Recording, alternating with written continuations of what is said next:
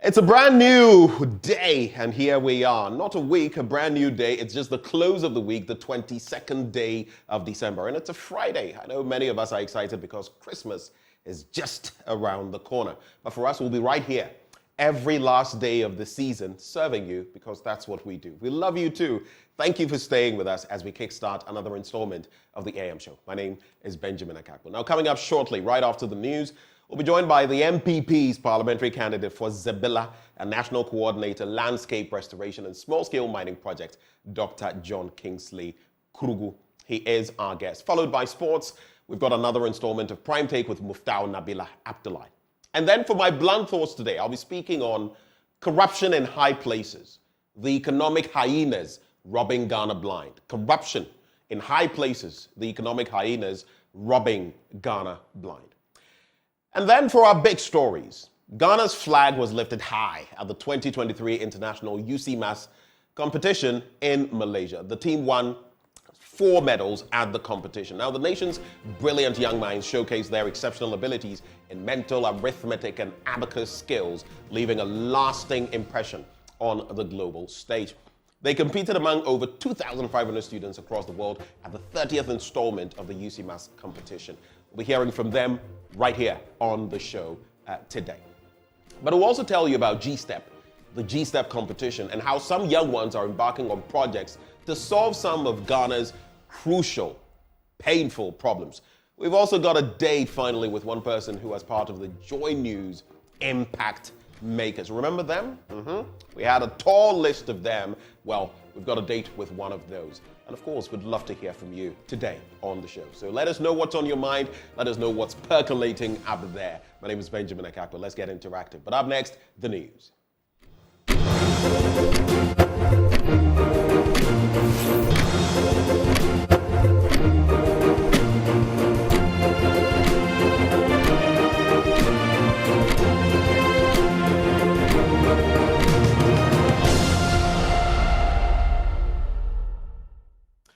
Thank you for staying. Let's get into the news now. In our first story, Ghana and Togo have expressed an urgent need to continue with negotiations to agree on a maritime boundary line as soon as possible to resolve their ocean boundary dispute. That's contained in a communique released after the 11th meeting of the joint Ghana-Togo Maritime Boundary Delimitation Technical Committee held in Accra.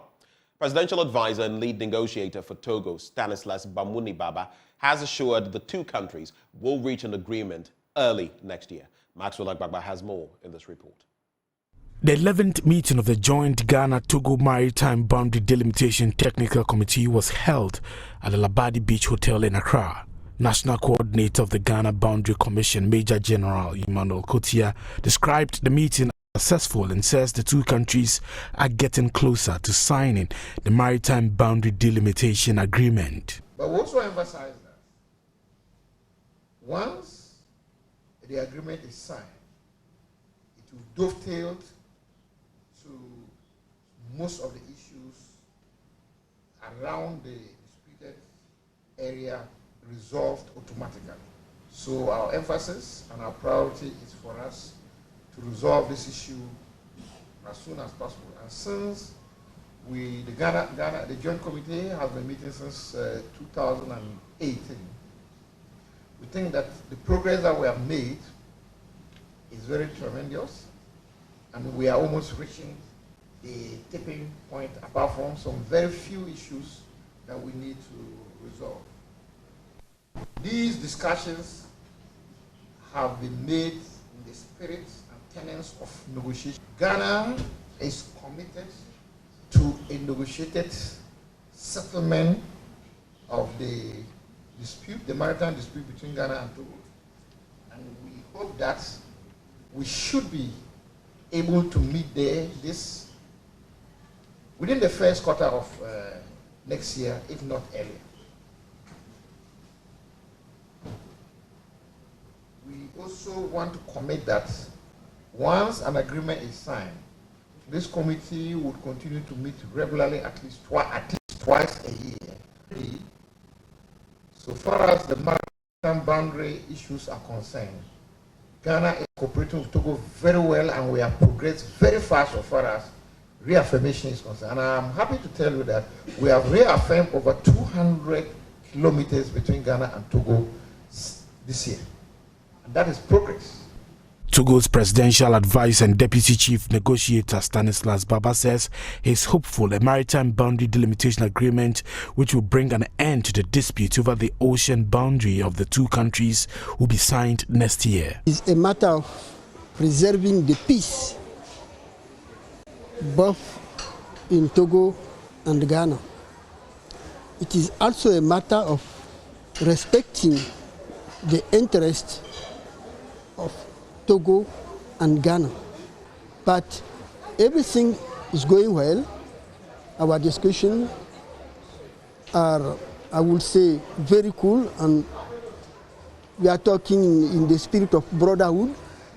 And I think maybe next year the time will come to sign. Now, the new Patriotic Party's parliamentary aspirants in the Oforikrom constituency in the Ashanti region have been urged to strictly adhere to the party's constitution to prevent disqualification. Constituency Chairman Anthony Amankwa says aspirants and their supporters who fail to comply will face an impartial enforcement of party rules. He made these remarks when some Oforikrom constituents picked forms on behalf of Michael Kwesi Adu for the parliamentary primary. Clinton Yeboah has more in this report. The new Patriotic Party has opened nominations for aspiring parliamentary candidates in constituencies across the country to officially file their intentions.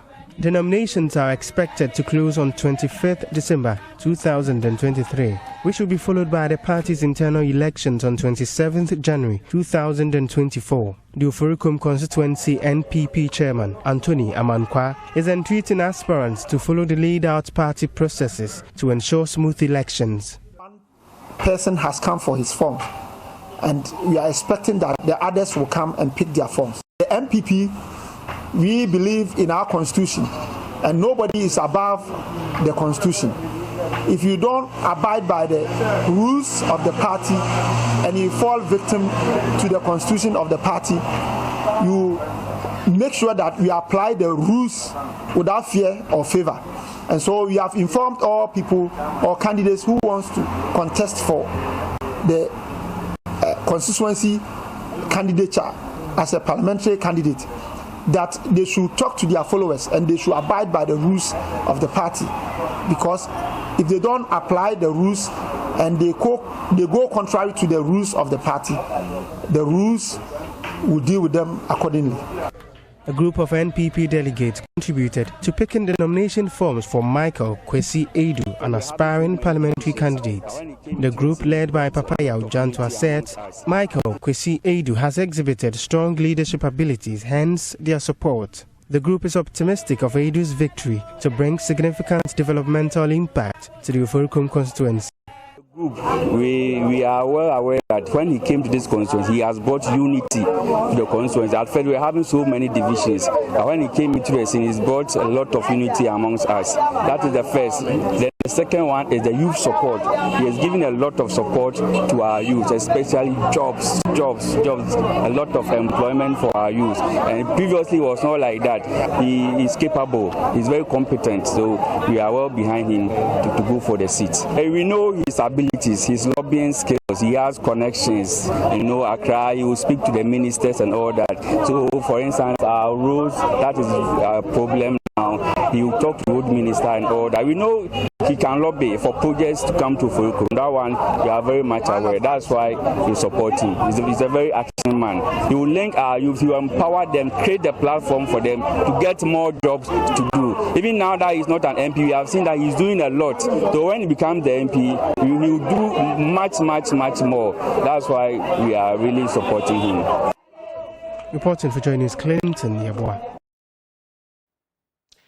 Now, polling station women organizers in the Yendi constituency have picked nomination forms for incumbent Member of Parliament Farouk Aliu Mahama for his re-election. Women's organizer Sana Abudu, who led the team, said the MP had brought a lot of development, with women being the biggest beneficiaries. The women and youth rode motorbikes through the municipality and converged at the constituency office where they picked take the nomination forms. The 120 polling station women organizers were led by the constituency women organizer Sana Abudu. The women named the construction of health facilities, health screening, school infrastructure, education support to students, agric input, loan support, electricity, among others, as some of the major developmental projects the MP has brought to the area. We are taking this form. We have come together to pick a form for our honorable MP, Haruna Mohammed, because he has come to open our eyes and to give us all opportunities that women need in Yandi, and to show appreciation to what he has been doing for us is to bring our heads together and be able to pick a form for him and to ask God blessing upon the form so that he will continue to be our MP forever and ever in Yandi. A polling station secretary, Yakubu Abdul Razak, said their support for the MP stems from the hard work he's put in the constituency. Of NPP, they contributed 3,000 Ghana cedis to buy the form for the Honorable Haruna Mohammed. As you can see, his work is clear for everybody to see. That is why we want him to continue, because we don't change a winning team. A winning team must continue to bring more than development. That is why the 26 communities support Farouk fully, 100%. We are loyal to him. We are loyal to the development of Yandi. That is why we are here in our numbers to support him.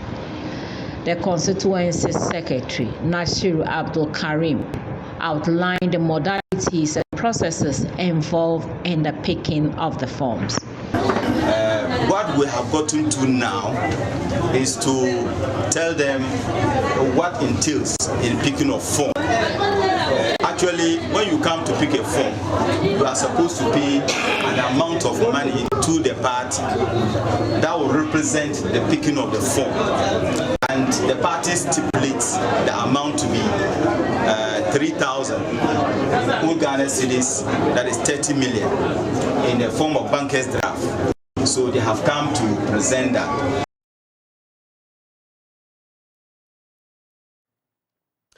In our next story, a Supreme Court judge, Justice Ernest Gau, has admonished job seekers to take opportunities employers give them seriously. He says the situation where employees become bosses after employment just to run down businesses are unacceptable.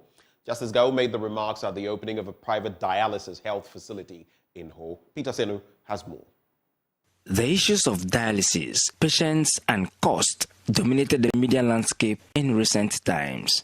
It is at the back of this that some individuals have put resources together to establish a health facility that would serve residents in Volta and Oti regions. Patients needing dialysis services, diabetic patients, and those who needed some eye care services would not have to travel all the way to Accra. Addressing the gathering to formally open Fountain Medical Services to the public, a Supreme Court judge, His Lordship Justice Ernest Gau, admonished those who may be employed to take the given opportunity seriously. He said the acts of pilfering and other acts to shortchange the investors are unacceptable. A son of the soil coming back to invest, it's something we must all acknowledge, be happy about, but it shouldn't end there. My piece of advice is going to go to the workers that are employed to work here. Please, this is work. We are all crying, there's no work. Everybody, there's no work. There's no work. Government alone cannot employ everybody. It takes the sacrifice of individual investors to invest for people to get work or to get job to do. So those of you who have been employed or are going to be employed, you must see this as a privilege. No pilfering, no stealing, no corner, or how do you call it? Is it corner, cutting corners to make sure you get richer than the investors? Some of you, after you have been employed, you'll be sure there's no work. And after you have been employed, then you become bosses on your own. Then you take the work as your own work. you do it anyhow, and you run down the business. This one is not going to happen, I can assure you. Dr. Anthony Koblakpeche is the Chief Executive Officer of Fountain Medical Services. He says the essence of their effort is to support government achieve its MDG on health by 2030, which ensures universal coverage for all. Fountain Medical Services have found a need for dialysis service in the Volta region because currently there are 2 machines in the whole Volta and OT region, and out of the 2, only 1 is functional. So Fountain Medical Service has decided to go into a full swing by providing access to dialysis in the region. Currently, we have 4 dialysis machines that will be operating in this center. Aside the dialysis, we have a hyperbaric oxygen chamber for wound healing, wound care. 2030 universal health care in the country is accessible, is achievable with a partnership from the private sector. The government alone cannot achieve everything. They need to lean on the private sector to help solve these problems. That's one of the reasons why Fountain Medical Services is here to help. Peter Sanu for Joy News. Amen. Amen. And that's the note on which we cap off the news this morning. But stay with us, the news review is right up next.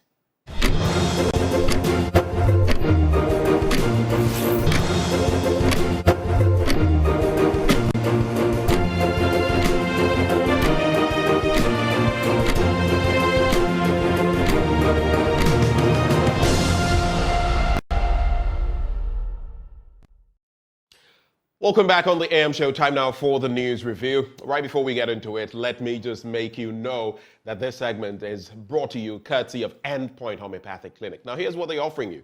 If you're a man, especially from 38, 40 and above, prostate screening for free. When was the last time you went for a health screening? Much less to talk about your prostate. And if you're a woman, they're offering you fertility screening for free as well. Here's where you can locate Endpoint Homeopathic Clinic. Here in Accra, they are at Spintex opposite the Shell signboard. In Kumasi, Kronum Abuehia, behind the Angel Educational Complex. There's Takrady Energy State, Tema Community 22, Techiman Hanswa, and Esiaman Zama. Their call lines. Are you ready? Notepad, phone, ready? Okay. 0244 867 068 or 0274 234 321. Endpoint Homeopathic Clinic, the end to chronic disease. But just the start of the newspaper review. It's my pleasure to bring you this morning. He's the NPP's parliamentary candidate for Zabela and National Coordinator, Landscape Restoration and Small-Scale Mining Project. Dr. John Kingsley Kurugu is our guest. There's this saying that if you want to be prominent in Ghanaian politics, John must be in your name. Absolutely. John Evans Atta Mills. Absolutely. Good morning to you. And John Dramani Mahama and everyone in between. I am in line in the Johns, so watch out. We should watch out, eh? But yes. Nana Adodankwe Kufuor does not have a John. His is exceptional. Apart Jerry John Rawlings, yes. Yes. John Ajekum Kufuor also had it. But, yes. This is the first tiebreaker, so maybe John is not that crucial in it. Well, he's exceptional, and Dr. Baumia too doesn't have a John in it, but definitely Jones has a space in Ghanaian politics. So I am in line for the next generation of Johns to come. Okay. Yeah. Let's quickly talk about, today is a lean morning. We have one paper each, the Daily Graphic here, the Daily Guide there. We'll make it conversational. And we'll also, if time allows us, get into some of the online portals, maybe myjoyonline.com and Daily Graphic, just to let you know what exactly is happening. But let's start from Zabela, that constituency. It's been a long-time stronghold of the opposition NDC. Absolutely. And the NPP has made some inroads in that part of the country over time, in some parts of the northern belt. Yeah. And here we are again. We have an MPP candidate-elect in the person of you, yourself. Yes, yes. How is Zabela, and what do you think you, Dr. Kurugu, can bring to bear in that constituency? Well, thank you very much. I think you are right, because since 1992, It has been the stronghold of the NDC, and the venerable Honorable Cletus Avoka, whom you know very well, has been on the ballot paper for the NDC since 1992. He has either lost and come back, or he remains the candidate. So there has not been a different candidate on the ballot paper since 1992. The only person who has been on the ballot paper has been the Honorable Cletus Avoka. And he has won it several times. But in 2004, the late Honorable John De Bugri, yes, it's true. He came in and took it, but he lost it in 2008, back to the same Honorable. It was the resurrection of Cletus Avoka. Cletus Avoka, yeah. And in 2016, the Honorable Frank Fuseni Adongo of the NPP won the seat. Yeah. And 2020, again, he lost it back to the Honorable Cletus Avoka. And so since 92, that has been the face on the ballot. But this is the first time that the Honorable Cletus Avoka has said, I've done enough. I'm leaving the stage for the young generation to take over. Yeah. So the NDC has elected Honorable Ebenezer Ndebila as their candidate. And then just on the 2nd of December, the NPP graciously elected my good self to be the candidate for the NPP in the constituency. Let me quickly ask you, what do you think your chances are? Oh, I think... Looking at the difference in votes in that region, what do you think realistically your chances are? I think my chances are bright. I am not looking at the history, but I'm looking into the future. I am also looking at my own personal track record in the constituency. Which is what? Which, you know, I am the founder of an NGO called Youth Harvest Foundation, which started its work since 2002. And we have contributed severally to community initiative and community development work in the constituency. Part of this was building schools and addressing water challenges, which goes to the core of people's needs. Now, these are not new. These are things that all the MPs who have come, or John Ndebugri, Cletus himself, the other one who came from the NPP, what's his name? What's his name again? Frank Fuseni Adongo. Frank Fuseni Adongo. All of them have done same. But I've done something. It's nothing. I've done something that none of them has done before. Which is what? Which is to institute a scholarship fund. Oh, I see. You know, because I identified a particular need, which is that, you know, our constituency is a resource-poor constituency, and therefore resource-limited constituency. So because of the free senior high school, many, many young people get the opportunity to go to senior high school for which they wouldn't have been able to go but for the free senior high school. But you know, when you finish the free senior high school, you have to go to the next level, which is tertiary education. And there is nothing free there. So because of that, many of these young people are not able to progress after they have finished the secondary school. So the past 2 years, I put in place a scholarship fund which is called the Butis Buri Scholarship Fund. You know, Butis Buri, and it is in our language, the Kusa language, which means that we are planting for tomorrow. Oh, I see. And repeat that, Butis Buri Scholarship Fund, yes. Okay. It means we planted for tomorrow. We are sowing a seed for tomorrow, you know. And, you know, I put in place this year alone as I speak, 50 students are benefiting from the scholarship fund to be able to access tertiary education. This is something that has never happened in the constituency. And so you think that should be enough to prop you to become it is not alone. It is just coming on top of the many things that I have done in the constituency. Right. You know, so it adds on. But it's also about vision. It's also about someone who look into the future and present a clear vision for the people to associate with. For example, I'm one of the people who believe that the northern sector also has its own strategic advantages. Definitely. And therefore, we leaders need to major on those strategic areas. Yep. One of those areas, for example, is solar. Okay. True. We have too much sunlight up there. I've always said, and I'm currently, I don't even get why I'm currently, since the past 1 year, I have been working with Total Energies, and some other investors to build a solar plant, a 40-year life solar plant to produce energy. As I speak to you now, our discussion to sign power purchasing agreement is ongoing, and even Burkina Faso is signing on to it. I see. It is strategic. Well, that's interesting, especially with our own national IPP. Absolutely. How are you going about that? We're very much working with the Ministry of Energy and the Energy Commission and all the players involved to make sure that we get this on board, because it's free energy. It's too much. The sun is burning. Well, it's technically not free, because the sun is burning people. Solar energy. There's a whole lot of base cost. Absolutely. I know a lot because I've also delved into it a lot in recent times, and I know what the cost is for solar. But over time, we've done all the analysis. But the question is, that I think the Bui Power Authority or something, they have something, right? Yes, they do. Have something solar going on. Yes, they do. I know that for a fact. Yes, they do. There's even a smaller plant in Navrongo as well for producing solar. But this is the future. Fossil fuels is not the future of energy.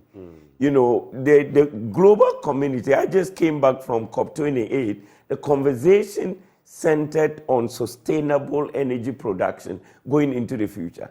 One of those sustainable energy production is solar. And if you go to the northern sector, the sun is literally burning you. So we cannot be struggling with access to electricity when the sun is burning it. So it's a project that I'm committed to it, and we are working towards it. There are other opportunities that we need to look up to open up the knob. For example, I have already made the point that we need an inland port up north, okay? Because Tema and Takoradi seaports are getting choked, and when you have landlocked countries, Burkina Faso, Mali, dams up there, they don't have a coastal area to have a port, and we have that in Ghana. If you look at the sub-region, Ghana seems to be the safest place to do business. Right. So they want to import through Ghana. And the best area to have a port to decongest Tema and Takoradi is to have it close to the border up north, so that when the freight forwarding process and the clearing process can be done there for them to be able to cross the border, So that kind of vision. But also importantly, that in the sub-region, insecurity is increasing. And what is happening in South Sudan and all that. It gets into famine area where, people don't have enough food, and then there's hunger and all of that. Just think about it, that one day when you have a serious, calamity or food shortage, and the international community, say the UN system, wants to bring aid and support, where in the sub-region would they be looking at? They'll be looking at Ghana. And they'll be looking at a place where there's safety to be able to store logistics and to distribute. Right. In Accra, everywhere is getting choked. Even access to land is becoming a problem. You have a whole vast land up north.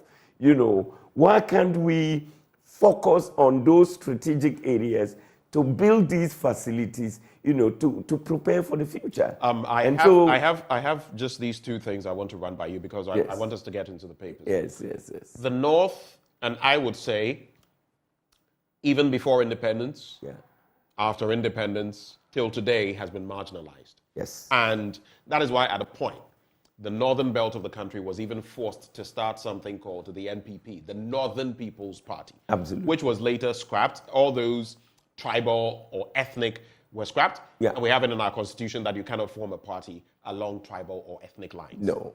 It's a lesson that we learned. Yeah. But even till today, the northern belt of the country has been severely marginalized. If you go to Sisala West, where your colleague, Honorable Suparu, is member of parliament. Well, maybe not your colleague yet, but your likely colleague. Possible colleague. You're prophesying. The roads are so bad. In fact, just yesterday, I was speaking to someone about the situation. Even Tumu, which is a central area there, doesn't have tarred roads throughout. It has some patches of roads. The rest of that constituency, in fact, the Sisala East is a central, south, all of them, the road networks, terrible, deplorable. This is the hub of cereals, maize. In the entirety of the country, they literally feed us. They are not getting their fertilizers per what the MP says. And now, do you know what a lot of them are doing? They are sending the products, smuggling them to Burkina Faso. That's the alternative. Healthcare. No proper hospitals. Even the district hospital, it may take you about 2 hours, 2.5 hours to get there. And you get there and sometimes even paracetamol is a problem. So again, guess where they are going to for healthcare? They are crossing over to Burkina Faso. Absolutely. And that is not just revenue being lost. It is dangerous, but they are willing to do that. Do you feel your constituency as well has not exactly been treated fairly? And I'm not singling out any administration, and that a whole lot more could be done. And then I also want you to add this in terms of the reality of the endeavor. Now, you're going for the Zebila constituency. In the last election, Cletus Avoka, who is no longer going, polled 33,616 votes. That is 66.4% of the votes. Frank Fuseni Adongo of the NPP polled 15,997. It's not even half. It's not even 50% of what Cletus chalked. In fact, it was 66.4%, and that figure I mentioned for the NPP's candidate was 31.6%. Cletus is no longer going, but there is that goodwill for the NDC. And looking at everything that is going on, okay, you've done 8 years, your economy is not faring so well, inflation is still high, though it has fallen drastically, it's still high, people are not happy, and you think you can do this? Yes, but you know, I like the way you pose the question, because you pose this question having talked about the development situation in the north. You haven't talked about progress in terms of road network, in terms of health. I'm a public health expert, so I'm very much familiar with access to healthcare and the healthcare system in our part of the country. And so you situate it from there, and that is where I'm going to begin with my answer. I am confident of winning the seat because I am one person who is very much concerned about the very things you spoke about. And I'm also one person who thinks that we, as leaders who come from the north, we need to do much better than we are doing, you know, myself inclusive. You see, the situation where Northerners get into leadership and get to the south, get to Accra, look for a land, okay, buy and build your house and remain here and forget that when where you started, the system remains the way it is, you know, that is part of the problem. Because if you look at it, in every government, look at the number of Northerners who are in cabinet, you know, right now, if you go to parliament, the strongest voices are among some of the strongest voices are from the north in parliament. So if we occupy cabinet, we occupy parliament, we occupy the judiciary.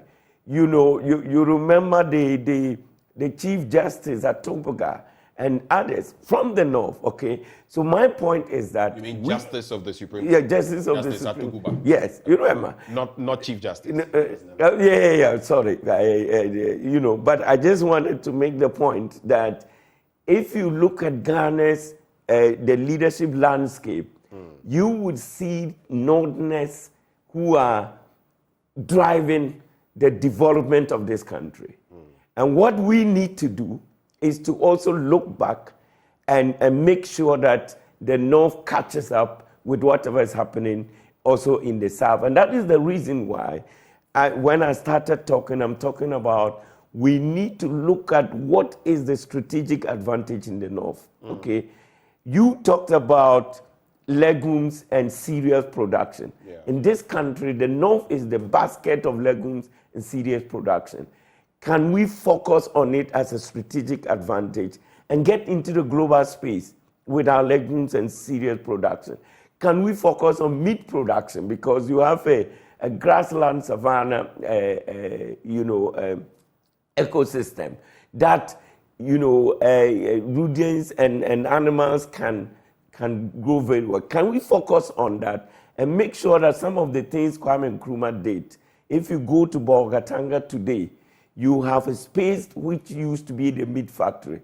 You have a space which used to be the rice mill. Can we focus on all those things to make sure that we can also take advantage of what is possible in the north and open up the place, industrialize the place, so that we can create jobs for the teeming young people to be able to live a decent life? Then we can focus on addressing these issues that you talked about, the road network, because you need a reason to also make a case for your road network. You need a reason. And I was telling people that it is not enough to just extend electricity to the rural areas where people take those, just put in a bulb and go inside and sleep. When you have electricity in the rural area, some of the things you can focus on is mechanizing the water borehole system to make sure that even people can do dry season backyard gardening because they have electricity. Otherwise, then the people will just go and sleep under the bulb of light and be happy and say that, but they are facing difficult, economic challenges. So focusing on what is possible with what we have, that then you can build a case for why the road network needs to be done, for why Do you think so far that case hasn't been made? I think we can do it better. I see. We can do it better. I just gave you this example that now electricity penetration is very high. Right. In most rural areas, in rural communities, you have electricity. Right. Question is, what do you do with the electricity that you have? And I'll just give you one example, that if you were to go and dig boreholes, mechanize those boreholes so that people don't have to go and carry the water and around, and put pipes into them and say, do dry season backyard farming. Right. Where you just pump the water and then you water your vegetables and things. That alone would mean that you are putting the electricity access in that rural community into economic productive use. Otherwise, it's just that you have electricity. The highest people can do is to connect to a grinding mill and then grind flour and things.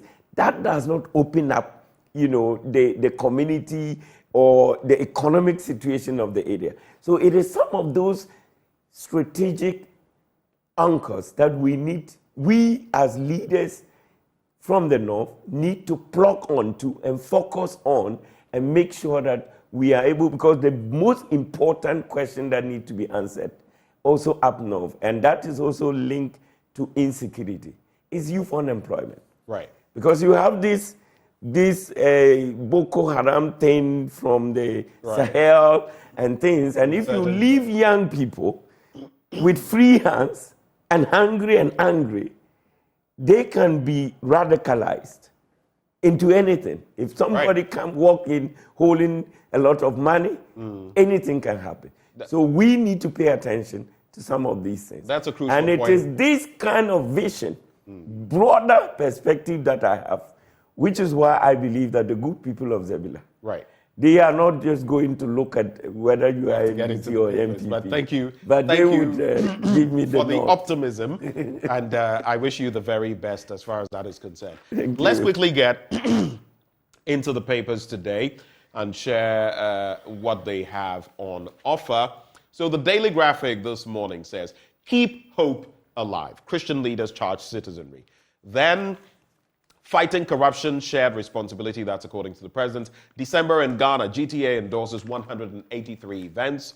But then there's also Africans differ over clerical blessings for same-sex couples. And pictured there, Pope Francis. I'm very much Catholic, so of course, if you've not followed the rhetoric, it doesn't imply what the media was bandying about. But what is the situation and what can we expect?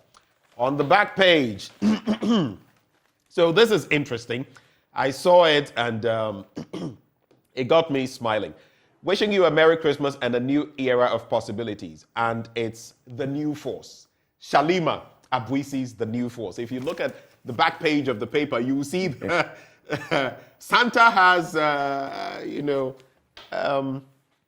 carved face. And that's really interesting. So this new force thing is well, it's interesting because I was somewhere yesterday and someone was telling me something about the people behind the new force and many things and ambitions. But anyway, it's not my purview to come and discuss anything.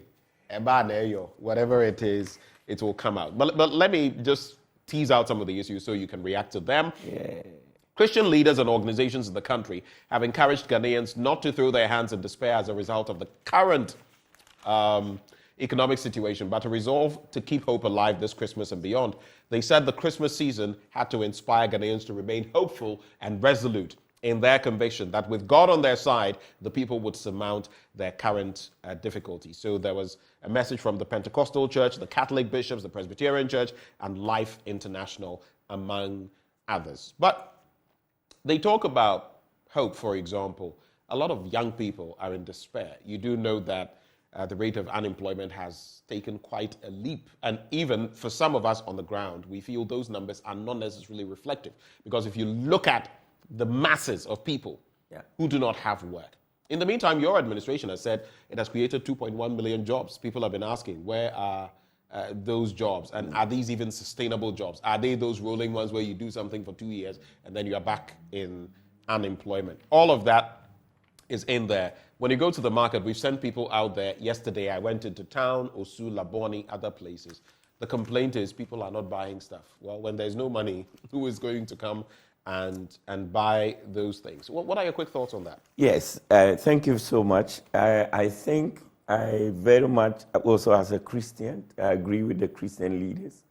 The need for us to keep hope alive, especially at this very moment when in my life, this is the first time that at Christmas, you don't see a price escalation, especially when it comes to food items. You know, they are either stable or they are declining. In my entire life, this is the first time.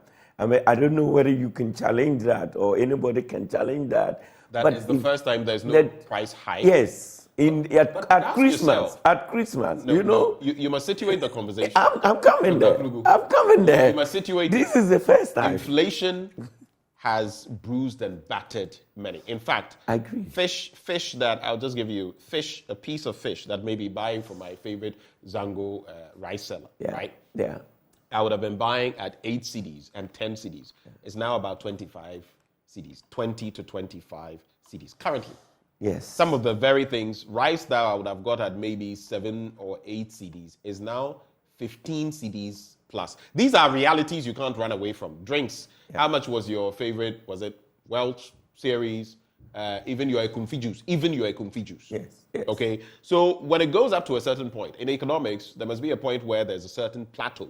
It doesn't necessarily mean that things are not expensive. And another reason, mind you, when people go to town, they say things are expensive, which is part of why they are not buying. So I don't know where you're getting this. But these facts from or figures from. If you move around town, do you see new infrastructure coming up? New infrastructure. Yeah, you need people building houses. Do you? I do. Okay. I do. You definitely see those at whatever point. The point I want to make is that at Christmas, it may not necessarily reflect. Thank you. We know that. The point I want to make is that at Christmas, right, whatever being the case, people are going to do merrymaking. Right. I mean, yesterday, I work at the ministry, okay, and almost at every place there was end of year party. In the evening, I drove to meet somebody at Labadi Beach. And there, the whole place was full of merrymaking. What I'm saying is that this is Christmas period, and people would definitely, make some time together and have a meal together and all of that.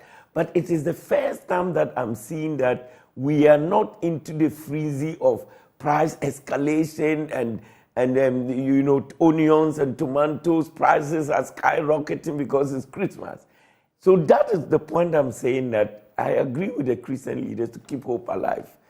Clearly, the finance minister said that we have turned the corner, and you can see that happening. Do you think the we've turned the corner? inflation you make reference to, you can see the drop. Okay, so let me make this point. We have turned the corner, and therefore let us keep hope alive. And no, but I have to come to the youth unemployment thing that you talked about. We don't have all the time, so I have to streamline this. I don't think we've turned any corner, and I'm being very, very, very. But if you have inflation very somewhere mild. around 50%, no, hold on. I'm going to explain. You are back to 26%. It's a common misconception. You haven't turned the corner. Dr. Krugu, can I have my turn? It's not a political show. It's the news review. Yeah? We're merely going to cap this off. Yeah. Now, the inflation you talk about, it's year-on-year inflation. Yes. Month-on-month inflation has actually gone up. That's what you may not be aware of. So this inflation thing, a lot of people misunderstand.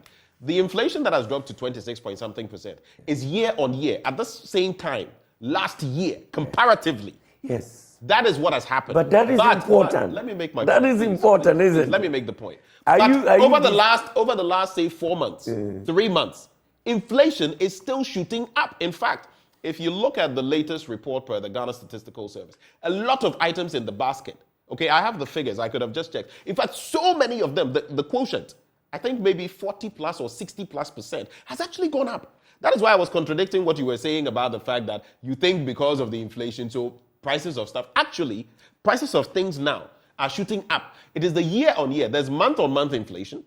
There's year-on-year inflation. Comparatively to last December, in terms of where inflation was, yes, it seems it has gone down. But in terms of the real prices of stuff, month on month, comparatively, you can go and check for the past 4 months or so. Many of the items, I remember I had a conversation with the government statistician. It's actually worrying. So don't sit here and suggest that means everything as well. It is wrong. You suggesting that the year-on-year inflation drop is not significant? Is that your suggestion? I never said that it wasn't significant. My point is that if you look at month on month, the year-on-year inflation does not necessarily month on month, everywhere you go in this world. Everywhere you go? Yes. You know the inflation in other parts of the world? No, I'm not comparing the inflation figures, but you are talking about the last few months. Whenever you are heading towards the end of the year, where, there's a lot more expenditure, you expect to see changes in inflation. Okay. What I'm saying is that this year, we don't see that frenzy. Do you see that frenzy of tomatoes price? Let me just come going up and Dr. Krugu, let me come to so these comments. Let's keep hope alive that as we enter into 2024, right? And this situation, it's a global. We are time bound, though. We have to do this. So, Kojo Matasa Blair says, even the Western region, that is the country's major foreign exchange earner, there are so many unmotorable roads. Talk about that instead. I understand you, but I find this unfortunate as well, Kojo Matasa Blair, because if you say that, then you're basically saying, so we should focus on the Western region and forget about the other regions. So say that, focus on the Western region too, but don't say focus on the Western region, talk about that instead. Then how about the other parts of the country? The North has been marginalized. You still want us to focus on the Western region? So yes, the Western region is one of the food hubs. We'll talk about it. We do talk about it, but you can't take away from other parts of the country. There's this one, Dr. Okay, so you say, Doctor, watching you live from Zongweire. I don't know whether that's... Ooh. Moses Awemba says that. This one, Akparibo Joseph is watching live from Zebila. Christopher Abagna Ataguriga says, he is speaking well and seems to be passionate about his area. The government seems to have neglected areas without their sitting MPs, and that is what will frustrate their campaigns in the Upper East region. James Mensah says, is your panelist a Ghanaian? That's what he's asking. And some are not too happy with what you're saying. They say they totally disagree, but I can't use the language they are using. Okay. Raymond says, Mr. Akakpo, please tell your guests that the buildings he sees going up in Accra are mostly coming from the stolen billions by our criminal political class in government. I want to quickly remark on the Western Region comment, right. And you put it right. What we need to state is to also as well focus on the Western Region. Okay. I say that also passionately because my constituents, a lot of people are in the Western Region because of cocoa farming activities. And the road network in the Western Region is as much unacceptable as it is also in the North. So we should pay attention and to given the fact that the Western Region provides so much resources for this country, a lot more ought to be done in the Western Region. All right. But you are right. It is not the Western region is a breadbasket for us. Absolutely. So are some other parts of the country. We can't focus on one and then forget the others. All of the regions are, in fact, I dare say that the regions in the Northern Belt are even more deserving of some of these. Because I said, agree with you. Education, they've been marginalized. Yeah. Electricity, it took Rawlings to get many of these places connected to the electricity grid. Yeah. They've been marginalized. I mean, you can look at so many portions of our economic life. They've been marginalized. Yeah. Yeah. The fact is we must do better in the northern part of the country. We can't run away from that. Yes. So while all the regions need something, some are more in need than others. I completely agree. Page 16, fighting corruption, shared responsibility. That's the president, but the fight against corruption has not necessarily been smooth. There's been, in fact, if you look at the Corruption Perception Index, the CPI, this administration and the NDC will always use it against you. Yeah. That their worst at 43 is your best. You've not done any higher. You've fallen to 40 at a point. And you look at the different accusations. Even the OSP now is literally, he says he's not frustrated, but all the actions point to frustration. We've had NACAP. Now there's NACAP 2 coming up and all of that. NACAP 2 is coming up. When you look at, I just want us to look at this final one before we get into the daily guide. Are we in any way, shape, form getting anywhere close to beating corruption? I think, corruption is the bane of the country. And all of us are part of it. We need to, and I think the 2024 election presents an opportunity for all of us to engage in that debate about corruption. Because if you look at this government, no government has done in terms of structural and systemic approach to dealing with corruption than this government. You have to know that the OSP has come into force. You have to look at budgetary allocations to the corruption fighting institutions and all of that. Then you know that, broadly, the government has done that. I have a simple question. I have a simple question for you before you go on. What do you look at? Are you looking at actions or are you looking at results? I'm looking at actions, what the government has done. So what are actions without results? To try and fight, I'm coming to that, to try and fight corruption. So what I'm saying is that if you look at the institutional infrastructure, the framework that has been put in place to fight corruption, this government has done quite a lot. The very same framework that is not working. Yeah, I'm coming to that. So if it is not working, that is our problem as Ghanaians. And that is why I'm saying that 2024 election presents an opportunity. And somebody told me that the major political parties, they shouldn't write manifestos to bring in new things of what they are going to do. You don't need to promise a 24-hour economy, but just see how... You can promise how digitalization will shape things, but you cannot talk about a 24-hour economy, right?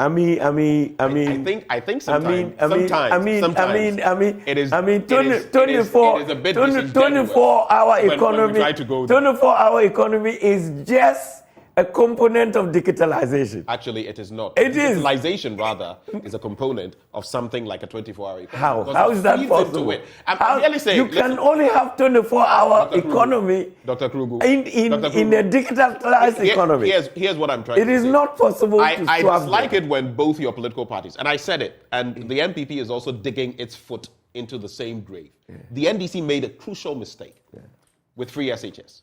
The whole talk about, it's not, throw it into the toilet and all of that. Look at how it ended up. No matter how bad free SHS has been in terms of implementation, it is the way to go forward. I said that. Yes. This whole bastardization of a 24-hour economy. Have I bastardized it? As I sat here. Right. Have you heard me bastardizing it? No, hold on. I'm not merely saying it's a component of digitalization. I'm referring to your party.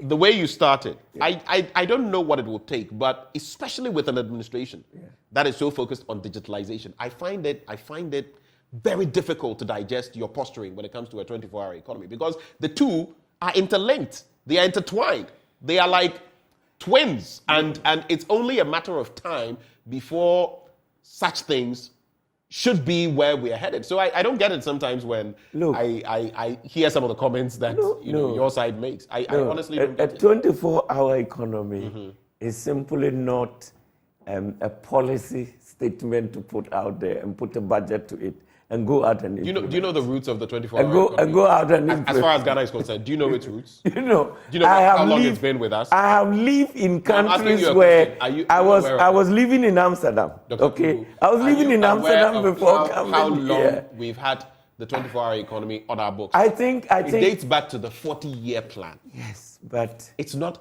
something that was real. But it's something that goes way back. Yes, but you know. Have you understood the 24-hour economy as proposed? Done more reading as proposed by JM as it is now. I'm saying that until 2021, when I returned to Ghana, I was living in Amsterdam. Right. I understand what 24-hour economy means, and I'm telling you that this one, it is because JM has to say something. He was pushed to say that, look, you are in opposition. We want to come and take over country. Let's do the daily guide. One policy. Our time is practically and he decided done. to put do the daily 24 hours. guide before we get He decided to put 24 hours. So in the front page of the daily guide is Nana launches anti-corruption action plan. I think we have already looked into that. Then Samira shares Christmas gifts for Asalajad residents. In the GIS explains Belgian girls' arrest, deportation. This is linked to the back page that you talked about, the lady who had to be repatriated because of the so-called new force. Then the editorial says joy to the well.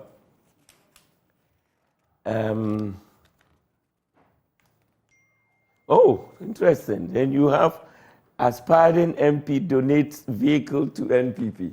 I wish I have enough money to do a similar thing. Then you have a review of Barari lithium contract. I think lithium contract has occupied so much space in the last few days. And rightly so. And rightly so. But our minister has also been up to explain. The challenge I have in this country when it comes to this lithium contract is that we are now getting to a space where you have political commentators. And they want to comment on anything as experts.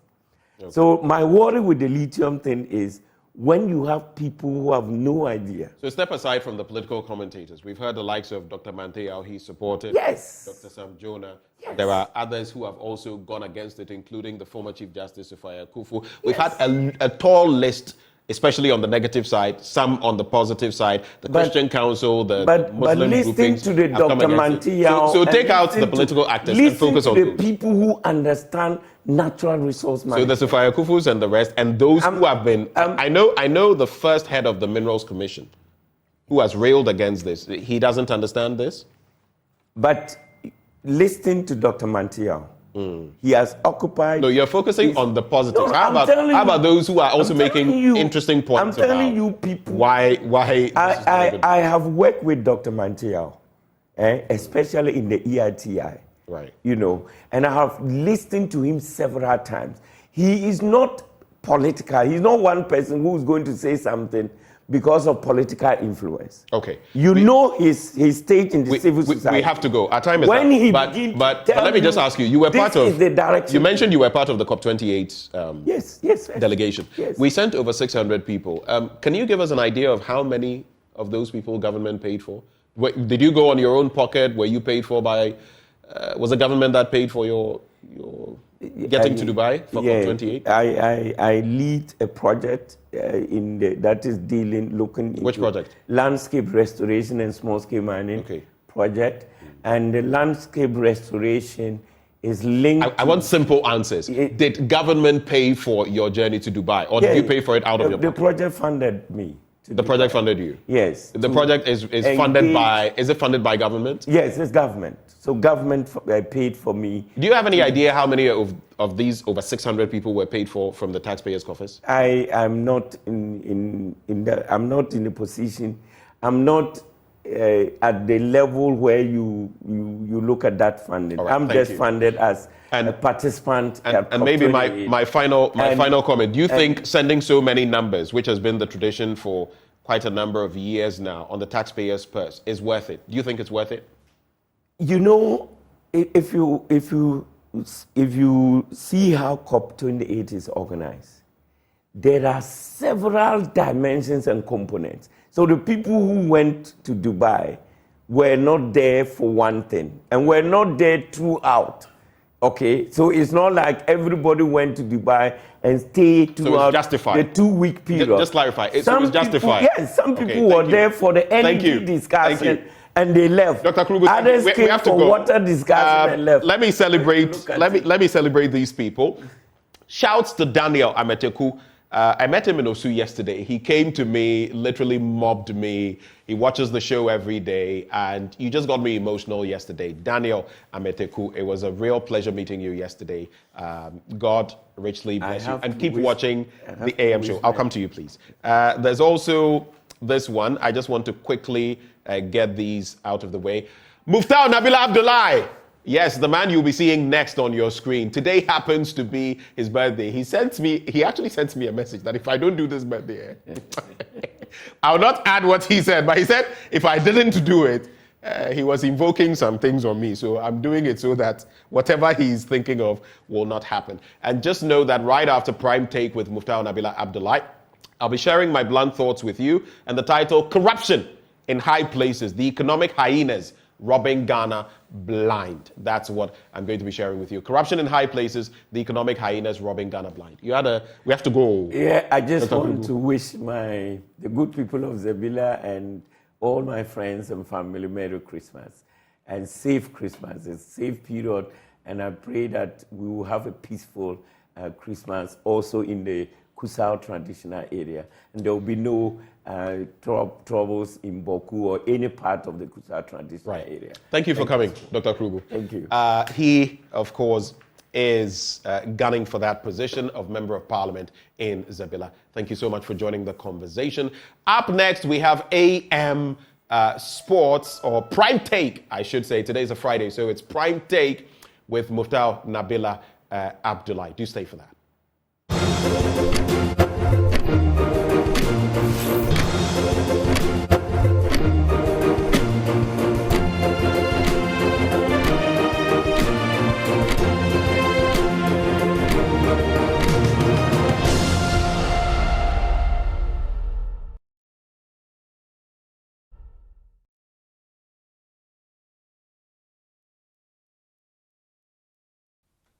you know, we move with faith, you understand? And your work ethics too will define you. Will also define you. And the big thanks to Right to Dream Academy. They give you the knowledge. During your days at Ashgold, I remember you also went to South Africa. You played for Orlando Pirates, you played for Chippa United, Enyimba. And then Enyimba as well. How did the Orlando Pirates, Chippa United, and Enyimba journey all happen before you came back to Legon Cities? So should we talk about the national team and then go to club side? No, just continue with the club because we are at the club level, Ashgold, and so that just because you asked how did I manage to play in the national team? Let's finish with the club. Let's talk the club football. Let's talk club. We'll come back to the national team. So my chance to after Ashgold, how I got to Orlando Pirates is about the national team. That gave me the platform after 2013 AFCON in South Africa. Okay. My best tournament. That's the award. Oh. Man of the match against Cape Verde. Yes, this was the one you made the save. It doesn't happen in life. Goalkeeper winning man of the match. Those time in a big competition on a tournament. It doesn't happen. Quite rare. But it's Allah. That's it. Man of the match against Cape Verde. I see. Wow. That's my best game in my life. Really? Yeah, my best. You know why it was my not because of the award. Why? We were chasing result. We were leading Cape Verde 1-0, and they were on us until their goalkeeper decided, no, let me come. It's 2 minutes to go. Let me come and see if I can get a corner to nod. And then we got a counter, Wakaso, straight from our to their final. You see, so I was like, no, we wanted to win this match, and we were trying to man the game, and then now. The match is over, and then we had this goal. So like, no, over happiness. I never knew I'll win this thing. I was there, and the Sani Dara came to call me that I need to go for is it post match or what? Yeah, pitch side. But I've been voted as a man of the match. I was like, is it a dream? But that game. I had a good game. Yeah, I remember the save you made. Yes. That one with you. So you didn't roar like a lion. Yes, it's after that tournament that I had that Orlando Pirates chance. They saw me, no recommendation from agent, no bring your video, no bring your profile. They saw me. That's why if you are playing as a footballer all the time, try to get integrity. Play. Don't play because you are playing for someone. Play for yourself. Focus. As you are playing well. People are watching you, like our league. Yeah. People feel like, no, now there's no money in the league. But trust me, what I've realized is, if you are playing the league and you are doing well, going to play outside, you can mention them. Opportunities. A lot of best goalkeepers, they don't stay in the league. They go. Yeah. Best players, goalkeeper, they go. They value the league, but players don't value the league because, fine, we play for money, but put a sacrifice and focus. And see where you go. I was a local player playing the national team. My first AFCON was 2008. Yeah, I remember. You remember? I was in the team. And the club were. Do you know how I managed to get to the team? Tell me. Let's start from there. So after satellite, it's like I want to go. No, tell me about how you got to the 2008 AFCON. Okay. Just tell me. So Ashgold went to Equatorial Guinea to play CAF Confederation Cup with one team there. They call it Resemento, some team. We went there and we went with Achi. Achi was with Kesby, he was the commentator. Yeah. So, and that game too, I did well. I did very well. So he was giving commentary, and then he was saying whatever I was doing, he was saying it. He wasn't adding some spices. No. I was doing the right thing. And so he caught the attention of Coach Atukufio, Sabankwe. They were in the U23. Yeah. They still recipes, Coach Atukufio. Very good coach. Very coach who doesn't joke with his philosophy. If you say, Muftar, you are my number one, you are my number one. He will let you understand before you come to the team. So we came back from the game, and I was invited to join the U23 because by then I was over 20, so I need to join the 23. So I was in the team. When I came to the team, he told me, I want you to be in the team, but I have Eric Niba, who is his number one, because they started the project about 3-4 years. You know, the Olympic team, they always start. So he's my number one, but we are coming as my number two. And I was saying in my head, Coach, if I'm number 4, so far as I'm in the team, it's national team, I don't have problem. You understand? Yeah. How many players or goalkeepers will you have them to say this? You come there and want to compete with you. You don't have clean heart, so he's hunting them. Understand? So we went to Benin. My first game, we played the Benin national team because I think Jones has coach in Benin, so he went with us to play a friendly game. That was my first game with Meteors. Myself, Kojo Asamoah. We joined the team at the same time. And when we beat them 2-0, and it's Kojo Asamoah who scored all the 2 goals, and I also kept a clean sheet and had a good game. So that's how I had a chance to be in the U23. So we're there playing. We went to South Africa to play Olympic qualifier with South Africa. We beat them 3-1 there. We came like 3-4 days. They give us bonus, $2,000. That's my first time holding dollars. Dollars like more than 700 or 500. Because when I was Ashgood, when we go to okay. But this one was like, bulk, you can do something with it, $2,000. You know, me playing Ashgood, getting CDs, signing on fee to do something. Imagine getting $2,000. Yeah. You understand? So they came to the second leg 2 weeks after. They came back for the second leg 2 weeks time. We played. We beat them another 3-1, another $2,000. So that's $4,000. Yes, within 2 weeks. So in our last game against Nigeria, we needed a win, and Nigeria needed a draw because they had a last match to play against South Africa in Nigeria. You remember? I remember. Yes. And the minister came to Accra Sports Stadium. By then, Ghana about to host the. You had the likes of Samuel Nkrumah and co all part of the team? No, that time Samuel was in the team. Okay. Yeah.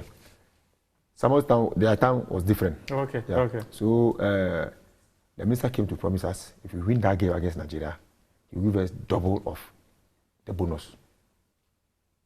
So prayers, everything. I know I won't play, but I need to do everything possible. I need to be a team player, support the players, support who is going to play. And Ghana was about to host the Constituency, so they're about to play Four Nations? Four Nations tournament. Yes. So they were training at Accra Sports Stadium. That's where we were also training. We will train early, and they come like 5 to train. So I remember then Sameje and Olile was. Yeah, they were the keepers for last time, and they wanted to take one local goalkeeper, but they've not made a decision yet. So because Niba is going to play the Nigeria game, sometimes when we finish training, the Blasters will come to train, and they have only one goalkeeper. It's only Richard. So Godroy wanted to get another keeper for training purpose to make his training realistic. Yes. Yeah. So they will ask me to stay to train with the Blasters because I'm not going to play the Nigeria game. Yeah. So I need to stay back and train with the Blasters. I was happy. Imagine that time training with the Blasters alone. It wasn't easy. And the news was all over in Obuasi. Hey, Fatau is training with the Blasters. So I was not thinking about me going to the AFCON. I was just happy training with the Blasters. Not knowing that moment is going to be breakthrough for me. You'll be surprised. So we played the game on Friday against Nigeria. We have a lot of the guys from the 23 that automatically have to join the Blasters for the AFCON. Bernard Kumoji, Kojo Asamoah, I think Pestego, and one nephew Idrisu. But because we did not win that match, some of them were dropped from the squad because we were supposed to win and go to Olympic Games. So everything scattered, and then we finished the camp. But so that Nigeria Olympic team was very strong. So we all went to our clubs. I went to my club, but before I went, I came to watch the game, the Four Nation one game before I went. So I came, and then because I trained with the Blasters, they are very friendly. Because I trained with them, I was cool with them. So I went to the dressing room after the game to go and just greet the coaches. Heavy René was the assistant coach. He was the physical trainer. I was the assistant coach. I went to greet them, and I met Heavy René. He said, "Hey, Dauda, how are you?" Okay. You go back to your club, try to train. Just keep training. It's possible you make the 23 the provisional squad. Okay. Yeah. I was like, this man, why is he talking about me? Second goalkeeper for Meteors. No. I never believed what he said. So I went back to Ashgood. I went to Duncan to greet him. Duncan said, they heard whatever happened in camp, but I shouldn't worry. I will make it. I should just put effort. I will make the squad. So about a month's time, we were going to Tamale. We're in the bus around 5:30 a.m. And then I had a call from Udi Asempa. He called me. He used to live in Madina, so he knows me. He called me. Fatao, Matisse, Edimi Bebao. That's what he told me. And they are about to do sports in a 30 minutes time. Yeah. So in our bus too, the driver put on the radio, and then the news came that there are some lists. You know how they do this sports. How we get the concert stories. They started, and then has listed some 55 players as a provisionally for the AFCON 2008. And they started the name. They mentioned Olele, they mentioned Sameje, they mentioned the goalkeeper side. Yeah. They mentioned Isaac Amakun. Lord Kote. Yeah. Lord Kote was on form that time playing for Asofolk. And then they mentioned me. Come and sing the bus. So you have arrived. Yes, I feel like, hey, so this thing is true. So from there I say, hey, these white people, they don't lie. Oh. They say their thing as it is. Yeah. So I feel like. So we went to Tamale, we came back. I was tired, so I was sleeping in my room. And then Mr. Fiano was calling me. You know, when I'm sleeping all the time, I put my phone on silence. Oh, okay. He called me several times. I was not because I was sleeping. And then our team driver, we share a wall. So he came to knock my window, and I wake up. So Mr. Fiano was calling me, so I should check my phone. So I picked my phone, I saw his call, I called him back. He told me that they need my passport in the FA. And that time my passport is with me in Obuasi. Yeah. So I need to send one boy, he's called Evans, one-man supporter for Ashgood. It's one young guy. I need to say he's a clever boy. So I give him direction to the FA from Obuasi. I give him transport to bring the passport. So he brought the passport? Yes, he brought the passport to Mr. Ales. And then I was there, and then Ales called me that, okay, we'll meet in Osu to do some small get-together before we go to Dubai for camping. Oh, okay. So I came, and then I went to the get-together. So the local boys were about 7 or 5. So, but when I went there, I only saw Daniel Opare, Kuja Samoa, and myself. But we were 5 local players. They mentioned. I was like, oh, maybe they will come there later. We went to Dubai. I didn't see any local player. We were there. And the AFCON, I didn't know how, like the keepers they send to AFCON. I mean, they sent only like 3 keepers. Three so Sameje was there, Richard Kisti was there, I was there. So I was thinking like the other goalkeepers would join me. First day, second day, third day, 1 week, 2 weeks, 3 weeks, no other goalkeeper. I was like, hey, Chalana, I don't know, Ebemo, Chale, hey. And then like he would come and say, hey, local player, I was like, no, I wasn't feeling. Yeah. Until they came to our room to start asking of our JC number. Okay, you are going to wear number 60. I was like, really? Is this in real? Until we came to Ghana, we went to Kaba, so that no, I've made it to the squad. I can see. Yeah, so that's how I joined the just training. I see. That was my breakthrough in the national team. But do you know what? After the AFCON, I went out to the national team for almost like 5 years. Yeah. But I was not giving up. Like now, somebody will go to you went out. In fact, the 2010 World Cup, you didn't even get a look in. At all, no. But then... How disappointing was that? Were you very disappointed? No, not really. I was in Ashgood, feeling comfortable. I feel like, no, I've been there before. A lot of goalkeepers in the system. I've made it to Kantutu. No, I need to thank Allah for that. There's one time, 2009, is it 288? No, 288. No, 209. Is it a Chan tournament? No. Black Stars were going to play match in South Africa. They played a qualifier in Takoradi. They need to play some another one. That match wasn't an international base, so some of the players need to go back to their clubs. Okay. So they need to bring in some players. So then Herbert was about to take Ashgo, so he brought in some physical trainer. We were doing pre-season. Oh, okay. And Idiasa. That was around the time Herbert was going to take. Yes. Okay. And I had a call that I need to come to Accra.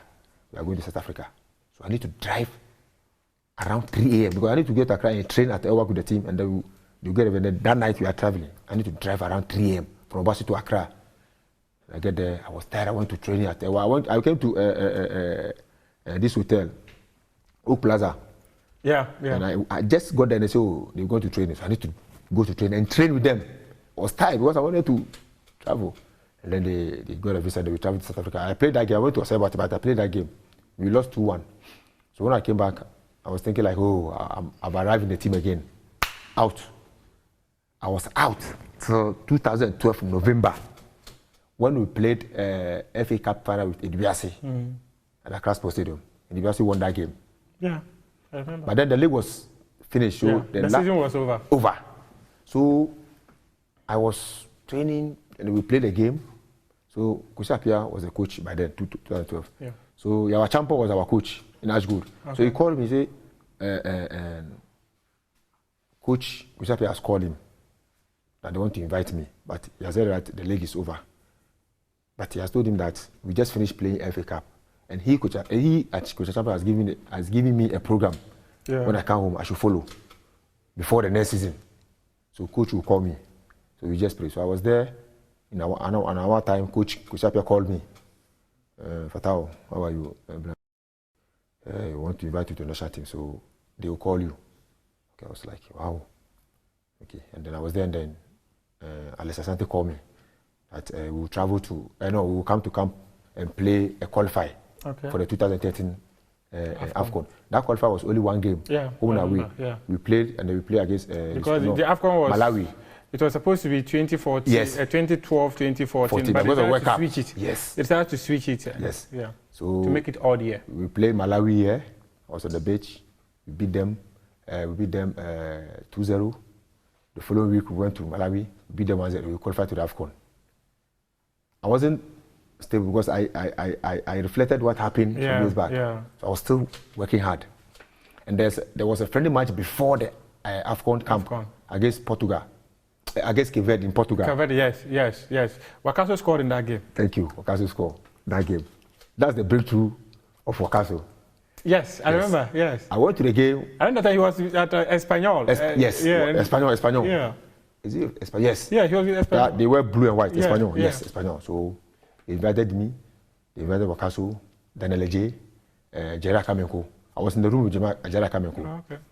And then we went to match, pre-talk, and then I was start. Daniel Eje is supposed to start a game. Oh, okay. And then they asked Nasamu.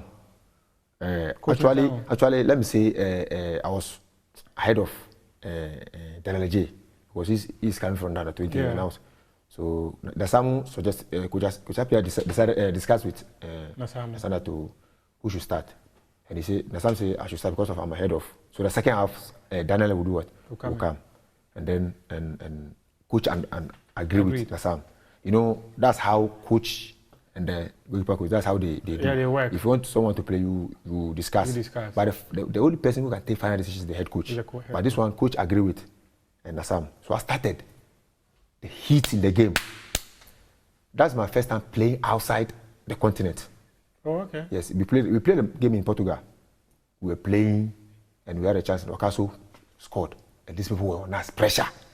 They can do long through. I'll come out and fix it. So second half, Nasamu went to coach. Coach said, no. Let's Fatah play because the intensity of the game is high. So I completed the game and then we won 1-0. So the following 2 weeks, we are going to camp. So imagine, there's no way you can take me out. There's no way you can take. There's one thing Jerry Kameko did, I will never forget. I was in the room with him. He's a Christian, I'm a Muslim. Yeah. I was praying, he was praying. I said, Jerry, we have opportunity pound. I said, Lion, you're best. That's what Jerry Kameko told me. We went. So I took that in, what the guy said. We should go and do our best and leave the rest to God. Because if it should be some normal way, you will panic. Because you want to do well and then go to AFCON. Yeah. So you just go and do your best and we went there and we had a good game. We won and then the list came out. I was in, Jerry was in, Wakaso was in, Kujal Samo was in, Kisi, he played for Liberty and then Chelsea. I forgot this. In fact, he even went to play for Bekum Chelsea as well. And then Mazembe, and then Solomon Santi. Yeah. We made the list. And then we went to AFCON. Kisi Boateng.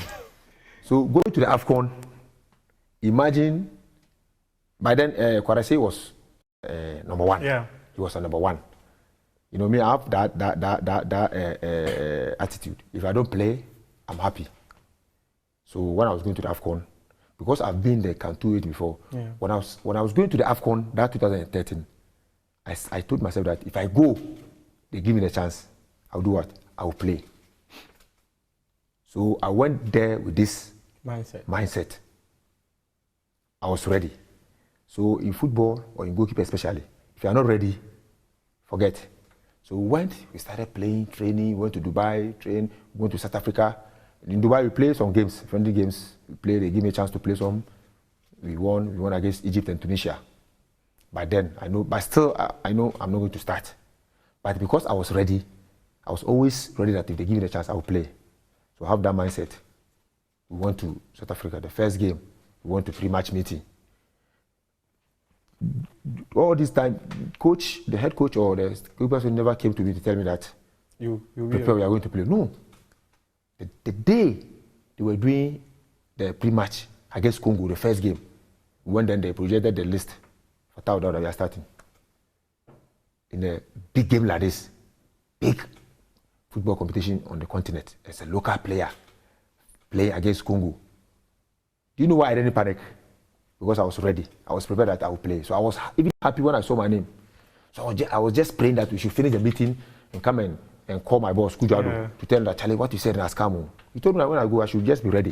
If they give me the chance, I will play. So I called him and then I was happy. I was prepared. And then it started from there till I got this thing. We nearly go to finance. So what influenced that Lionic celebration when you saved that ball? Yeah, you know, that celebration was after Wakaso scored that goal. Yeah. I was like, I don't know what to do. So I just went to the camera and just do something to trend it. That's all. And you trended. Yes, I trended. And you trended. Then came the 2014 FIFA World Cup. You said something quite interesting about Gerard Kamenko. Yeah. Just briefly, how emotionally sapping was it when he got injured and couldn't make the final squad for the 2014 World Cup, considering the fact that you were in the same room with him, and in fact, you were praying, he was also praying. He said, let's do our best and give everything to God. In the end, he couldn't go to the 2014 World Cup. How sad was that? So, I remember the boot I used to play the whole of the AFCON 2018. Is Gerard who give you the boot? Give you the boot. I'll never forget. That boy is a good guy. Very good guy. It's very unfortunate he couldn't make it to the World Cup. Very, very, very unfortunate. And he's a team player. So coach also likes him. Although sometimes he doesn't start in the game. But anytime they call him to come and play, he's ready. He's ready. Remember against Egypt? Yes. The playoffs. John Boy was sick. Jonathan Mensah was sick. The reliable centre backs were all sick. So the team had to rely on Toshi Sumela, Jerry, Akameko in this big game. And they delivered. So of course, you have to go to the World Cup. We went to Holland. Well, Jerry has a faith. He knows now it wasn't easy. Very, very, very sad. Very, very sad. Well, World Cup happens to players sometimes once in a lifetime. Some are lucky to do 2, 3, 4. Yeah, others are not able to do it. But tell me something brief. When you displaced Adam Kwarase as the first choice goalkeeper of the Black Stars, there were a plethora of rumors out there that you did juju to take him out and all that and all that. What really happened? Let me tell you one thing people don't know about Kwarase. When I was going to play the game, he came to my room to tell me, Fatao, you are going to make us win this cup. So I'm supporting you. Let's go and do it. I remember the game after Cape we came back to the hotel. He was having some Samsung. He bought some Samsung, new one. Yeah. New. That time, phone. That Samsung phone. Very expensive. Kwarase, he had this white people mindset. So he came and said, Fatao, this boat, I bought it for $1,500. But give me any amount and take it. I'm dashing it to you. And so I have 500. I said, no, bring it. So it's like he dashed the phone after that game. And then Kujua Samoa also called me in his room and gave me $1,000 because of that game. Anytime we play the game, before we finish tossing, whatever we do, Kwarase will come, hug me before I go to the field. So, you know something? If you are strong in prayers and people are trying to get rid of you, they will tell you are a devil.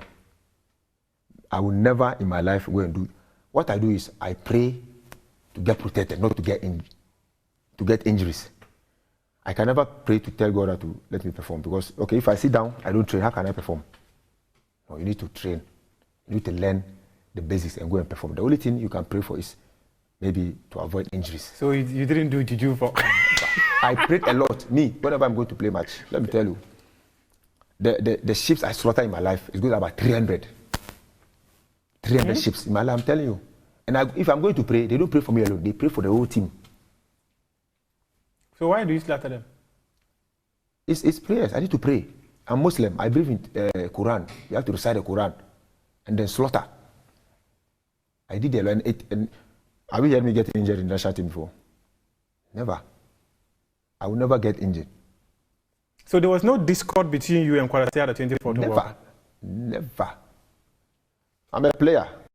Whatever the coaches ask you to come in, you come and do it. So I know people are listening to you, people are watching. They should take that thing off their mind. Even today, if you meet Kwalasi, we talk nicely. I let he's an agent now or something like that. I don't know. Coach, he's coaching here. Yes, I'm also coaching. You understand? And so this world, if you do wicked to someone, it will follow you. Talk to me about the 2013 AFCON. That was a tournament many of us actually believed we were going to win, but unfortunately, it never happened. Just how disappointing or sad was it for you people that we failed to win that tournament, especially that defeat, that penalty shootout defeat against Burkina Faso? It was very, very painful. We wanted to go through, and if like we should win that Burkina game, we'll go to face Nigeria. You know, Nigeria and Ghana. So we have beaten Nigeria. I'm telling you. I'm telling you. Nigeria. Because that time, that generation, Ghana has beaten Nigeria. Never beat them. We're always beating them. Always beating them. So that thing will be there. You know, sometimes psychological aspect play. Oh yeah, it plays a very crucial role in the game of football. For that, I just wanted to drop the conversation pretty quick. But that's one thing I want to get. You spoke about your life at Ashgold, how it has been a breakthrough for you and all that. But now, the club has lots of issues. Being demoted to Division 2 by the Ghana Football Association for alleged match fixing and all that. How sad were you when the GFA decided to demote Ashgold to Division 2? After I was very, very, very sad. Even before Ashgold were demoted, I was even sad. I went there with the Constituency to play them. Like, this team is finished. Imagine me playing against my former team, beating them and jubilating. There are a lot involved, which I can't tell you. A lot involved. Because playing a team that made me play them, winning them, then jubilating.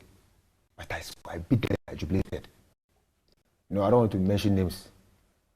I felt very, very bad when they were demoted back. But the people in Obasi, they are not happy people at all. What do you see? You know, I have a daughter there. My first was there, so most of the time, even people were thinking I'm from Obasi, where I played Ashgold for a long time. Yeah. They never knew I came from Accra. So they've been saying it, you know. That's the only thing they use as an entertainment in the area. And it's true. When they play match in Obasi, that's Saturday or that Sunday, it's different. There's nowhere to go in Obasi. It's a small town. So people say, oh, I'm going to stay down, they will go and then come and then they will sit in their pubs, at least enjoy music. The following day they go to their mining work. So now imagine the mine is now starting with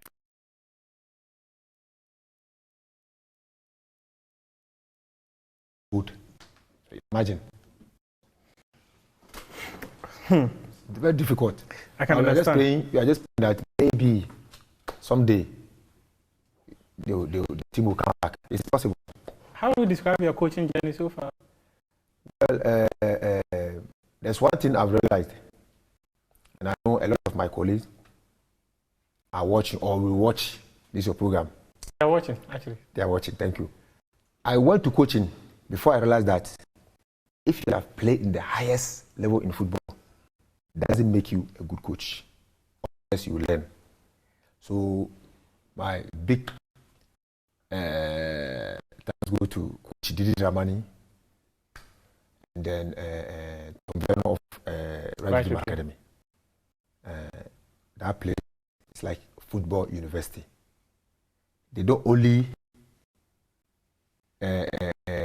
give student athletes future, but coaches. I'm telling you. And the MD there, Eddie Mensah, very great. But you know him? Yeah. Very great man. He's once a footballer, so you know about football. You know how I'm managed to go to and have a contract with them, how I'm managed to go to satellite, managing the work, and then imagine an organization that is paying you, like Joy FM allow you to work for other station. It will be possible, but they know they want your development. Yeah, so they allow you. Understand? Yeah. So far, so good.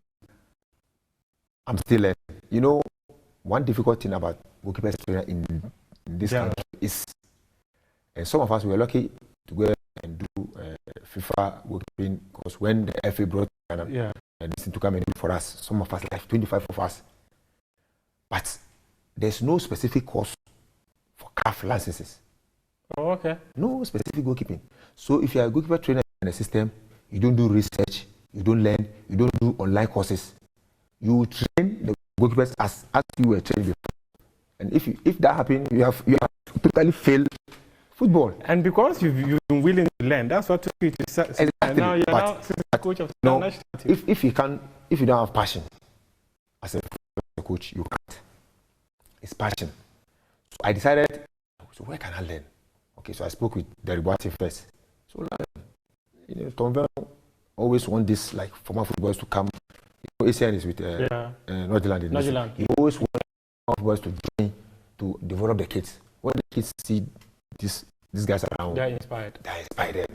So I joined, and the Didi Dramani said, no, why not? Come on board. So I was going, and then there's one time we finished training, I was coming to Accra and they said, go and see the MD, give me a contract.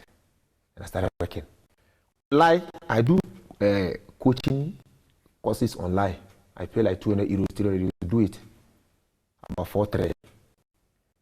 That I learn. Because the will be specific. We only do normal general coaching. So I started with my profile. I was supposed to start with CAF license B. Yeah. But I decided to start with the D. And advice someone gave me, Qatar, Chairman Qatar. Okay. He said, Greater Ghana football. He said, start with the license D. So okay, Chairman. Okay, Mafi, we'll do it. And I started, I said, wow.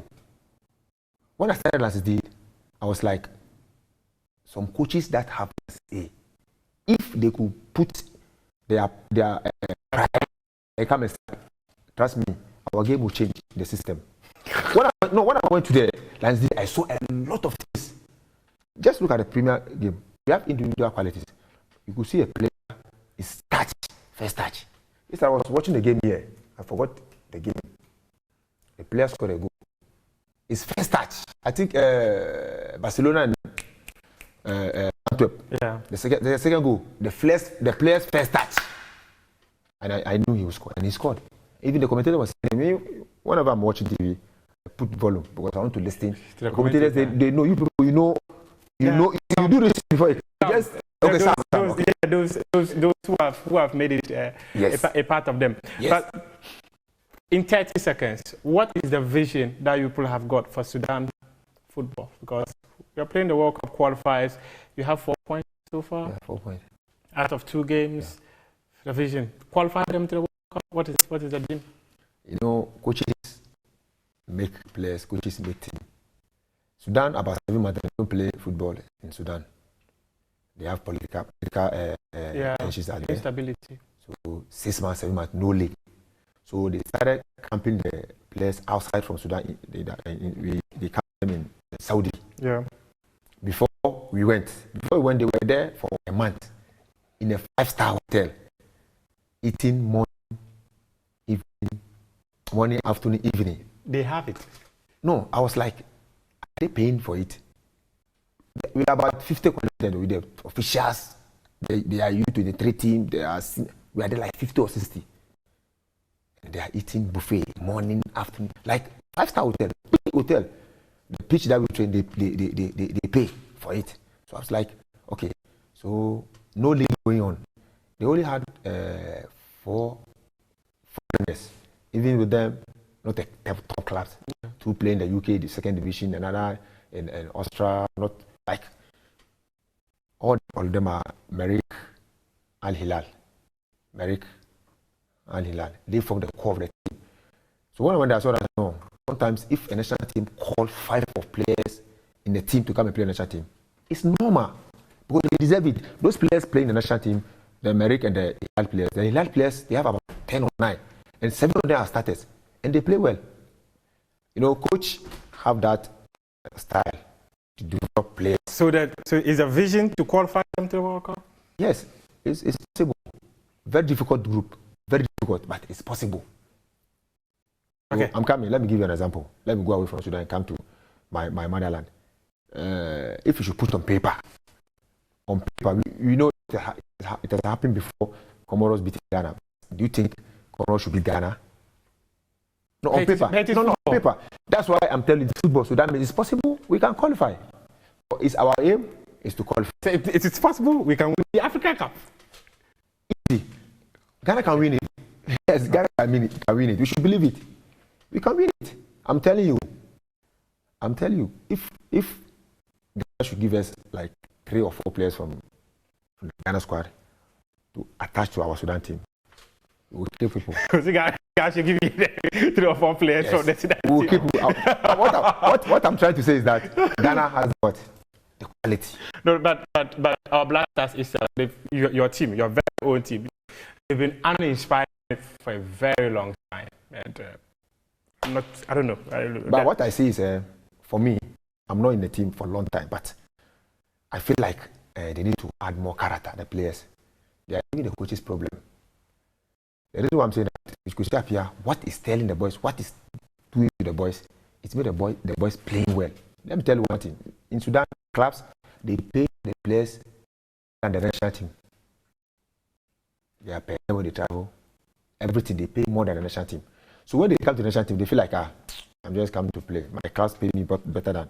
But we change their mindset when we went there with meetings upon meetings.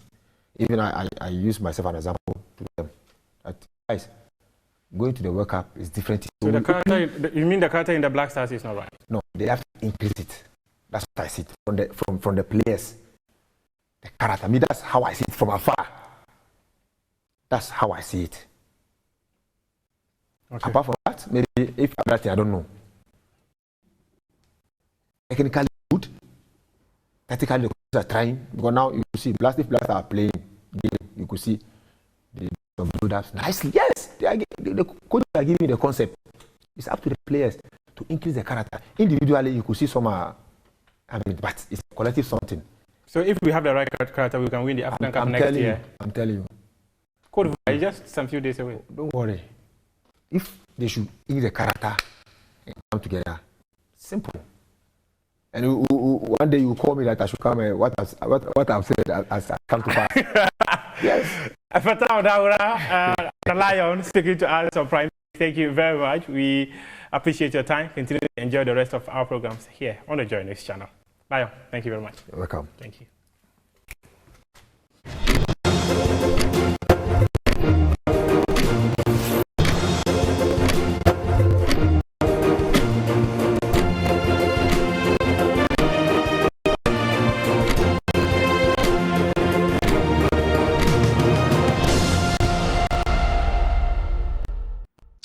Welcome back on the AM show. And from Prime Take Sports, we veer into the hard stuff.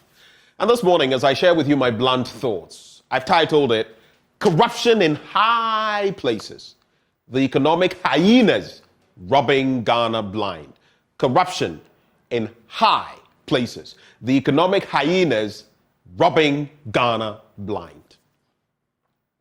This past Sunday, while preparing for church, I remembered one of our patriotic songs, one we sang back then, which I do not know whether it's sung today in our schools. It goes something like this.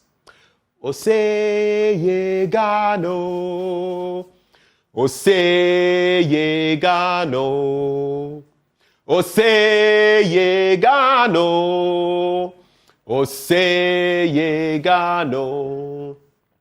Mawe ninje sewu free Ghana, Mawe ninje sewu ye Ghana ni. Mawe ninje sewu free Ghana, me say mawe ninje sewu ye Ghana ni. Ye wo gold wo maimo, ose. Ye wo cocoa wo maimo, ose. Ye wo diamond wo maimo, ose. Ye wo timber wo maimo, ose. Ose ye Ghana. But then I had to quickly remind myself, can you today still sing that song, beat your chest and say, I am proud to be Ghanaian? Can you? All those things I mentioned, gold, cocoa, diamond, timber, in what state are they today? What is our environment like today? Our forest cover so far has been depleted by an alarming rate. In 2010, Ghana had 7 megahectares of natural forest, extending over 30% of its land area. In 2022, it lost 118 kilohectares of natural forest, equivalent to about 78 metric tons of CO2 emissions. From 2002 to 2022, Ghana lost 130 kilohectares of humid primary forest, making up 8.7% of its total tree cover loss in that period. Total area of humid primary forest in Ghana decreased by 12% in the same time frame that I'm talking about. In fact, from 2001 to 2022, Ghana has lost 1.53 megahectares of tree cover, equivalent to a 22% decrease in tree cover since 2000, and 843 metric tons of CO2 emissions. In addition, there were 36,000, just within 2023, 36,790 deforestation alerts reported in Ghana between the 10th of December 2023 and the 17th of December 2023, this very month, covering a total of 450 hectares. You see, even our timber is not timbering anymore. How about cocoa? Even worse, after all these years of mining these minerals and hauling our cocoa abroad, how much have we been able to do development-wise on the back of them? We still send a chunk of our cocoa out unprocessed. No wonder after so many years we still need a syndicated loan. We need to borrow in order to buy our own cocoa and make a profit. Can't you see we're sick as a people? Who does that? Even entrepreneurs borrow, try to turn a profit, try to stand on their own feet, and stop borrowing. They only go back where there is the need for more resources for expansion of their business, and they do so with a plan. No one, absolutely nobody, wants to keep borrowing forever. I guess Ghana's leaders did not get that particular memo. But even as I talk about that, I'm going to connect it because our natural resources are at stake in this latest Strategic Management Limited contract, the stinker that we've brought to you. So I'll come to the slides now, and later I'll wrap with some more succinct points. You look at the SML yearly $100 million contract, and what's the purpose? Well, monitoring the production and shipment of oil and gold out of the country. Monitoring. $100 million. All right, so let's get to the next one. Now, in terms of, and here's the breakdown, it gets interesting. The remuneration from oil, they have to get $0.75 per barrel a day. Then, for current oil production in a day, we know we're producing anything between 160,000 and 170,000 barrels daily. In terms of the daily oil remuneration, they will then get, you are looking at between $120,000 and $127,500. And the yearly remuneration, of course, if you do the math, $43.8 million to $46.5 million. This is just for oil. Let's go to gold. Next slide. Now for gold, again, 0.75% of the total gold produced at $1,800 per ounce. So the current gold production 2022, 3.7 million ounces or 106 tons. If you do the math, then it would mean per ounce per the 2024 budget, what they are getting is $1,800, and the yearly remuneration will be $50 million. At the two, you're looking at just around $100 million. Yeah. 1/6 of the latest tranche, which we are hoping in January we'll be able to execute and get credit for from the IMF. Next slide. Now, in terms of all of this, according to the Petroleum Commission, okay, it is not aware of the contract awarded to SML, number one. Two, there are no reports of any revenue losses resulting from deliberate or accidental calculations. No losses. No one has complained. Number three, all arrangements put in place to ensure transparency in the upstream petroleum sector are provided for. So, how did SML get into the picture? Next slide. SML, taking a trip down memory lane. Let's backtrack a bit. SML signed a contract with the Ministry of Finance and the GRA in 2019 to curtail losses in the downstream petroleum sector. Only though they know what exactly those losses were. It started what it calls, quote, revenue assurance services to the GRA in the downstream petroleum sector in June 2020. They had, and mind you, we like this country. Anyway, I'll leave that point out. They had no prior experience in these services, SML. Nothing before. They had never been in this. Never before. And finally, the GRA has been the only customer of SML since its establishment. Does that say something? Yeah, I don't know. Read between the lines. Next slide. Then we hear from always clad in white Finance Minister Ken Ofori-Atta. I greet you this morning, sir. I don't know whether you have any biblical quotations for me this morning, but we could look at one. We are really excited about this change where we can now determine and get the exact revenues we want. We are really excited about this change where we can now determine and get the exact revenues we want. I am surprised by this statement. You know why? So are we saying our customs officials, the GRA among others, did not have what it takes? And these $3 billion that we claimed we were bleeding, where were they going? Where were they going? Where are the facts to show that they were going anywhere else? It's interesting, isn't it? Next slide. Now, if you look at the claims that were made by SML, March 2021, and pictured here Mr. Soti, who is the managing director. March 21, Strategic Mobilization Limited claimed saving Ghana 1 billion Ghana cedis in revenue. That went in some newspapers, and then they had the gall because, hey, the first one had passed. So, February 2023, SML saves Ghana 3 billion Ghana cedis since 2020. The Daily Graphic captured that story. Next slide. Then, according to the Fourth Estate sources, SML received up to 24 million Ghana cedis monthly. Why? So the monthly receipts 24 million, annual receipts 288 million Ghana cedis. In a 3-year span, 864 million Ghana cedis, close to 1 billion Ghana cedis. That's a lot of pay. Next slide. And if you look at the 864 million, just ask yourself, we've been bringing you Ghana schools of shame. We're bringing you this, that. How much more could that have done for the pupils in Tamfiano who are studying close to a cemetery? Close to a cemetery. Cars passing by, people shouting all over, cemetery. Would you want your child to study in that kind of deplorable situation? That's what they have to face. The so-called future leaders. While their compatriots in other countries have very plush settings, and you expect them to perform same. We're dreamers. Now the fight back, SML says the Fourth Estate's expose was full of inaccuracies and false claims. It put out some statements with points that were shredded, torn apart again by Fourth Estate and others. The GRA denies questionable contract with SML.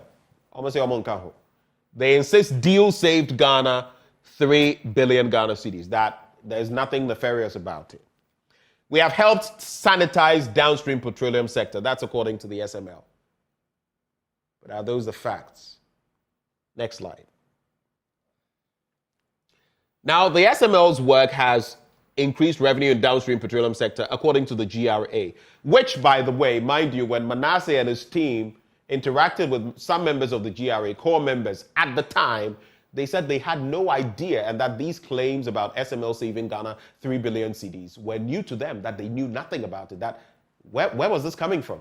Yet today, the work of SML over the period has led to a significant increase in the figures reported in the downstream petroleum sector, from an average of 350 million litres per month in 2018 and 2019 to 450 million litres per month from 2020 and 2021. This represents over a 33% increase in volume reporting and an average of an extra 100 million litres per month at a levy rate of 1 cedi and 44 pesos. Now that's what the GRA is telling us. Next slide. And that's where it gets really interesting for me. I said the last time, and I'll repeat it. If the leadership of the GRA were to change today, would the new leadership say the same things that the current leadership is saying? I'm just asking questions. I'm not saying anything. I'm not insinuating anything. I always throw the information out, read between the lines. Yeah, I'm not saying anything. Mr. Sotti says, contrary to the tone set by the Fourth Estate, SML has been instrumental in sanitizing the downstream petroleum sector through the implementation of cutting-edge technologies and innovative practices. While, when the Fourth Estate went to him, he couldn't substantiate any of this. When he was put on the spot, how much was involved? What work exactly were you doing? In fact, he contradicted. There have been a number of contradictions, he himself. And then one of the engineers there. But we'll leave it at that. Like I said, we're not telling you what to think. Read between the fine print. But you see, I get worried. My heart bleeds. All these sums of money, all these contracts, all these things happening. We're talking of close to 1 billion, over 860 million Ghana cedis going to SML. Are these for real? Are they doing what they claim they're doing? After all what has been proven, put out there, are our state institutions living up to the billing of trust, accountability, probity, transparency that we expect? And we as a people,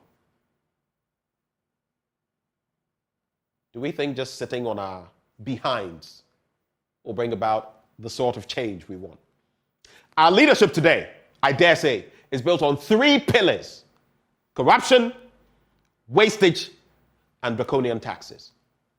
Our leadership today is built on 3 pillars: corruption, wastage, and draconian taxes. That's what's happening. Recently, there was someone who made mention of the fact that, indeed,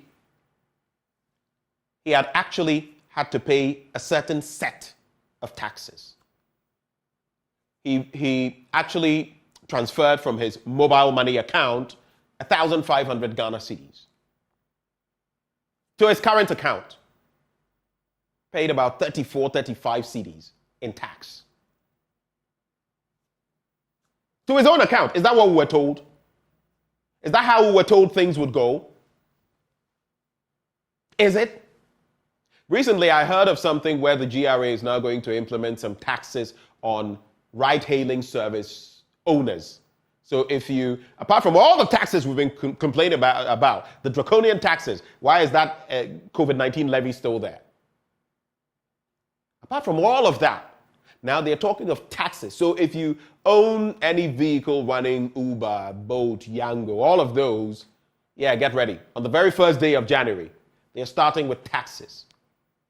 There's a VIT, vehicle income tax, something of the sort. And you have to comply. You have to go by it. In case you didn't know. Yeah. So corruption, wastage, draconian taxes. How can that build an economy? And how can that make the people feel any better? Food for thought. Me, I just look for the information. I come, I share it with you, and it's left to you to digest it however you will. It's oppressive where we find ourselves, but in the end, we can be the change that we need. My name is Benjamin Akakpo. These are my blunt thoughts shared with you, raw, hot, unedited, undiluted. God richly bless Ghana and make her great and strong.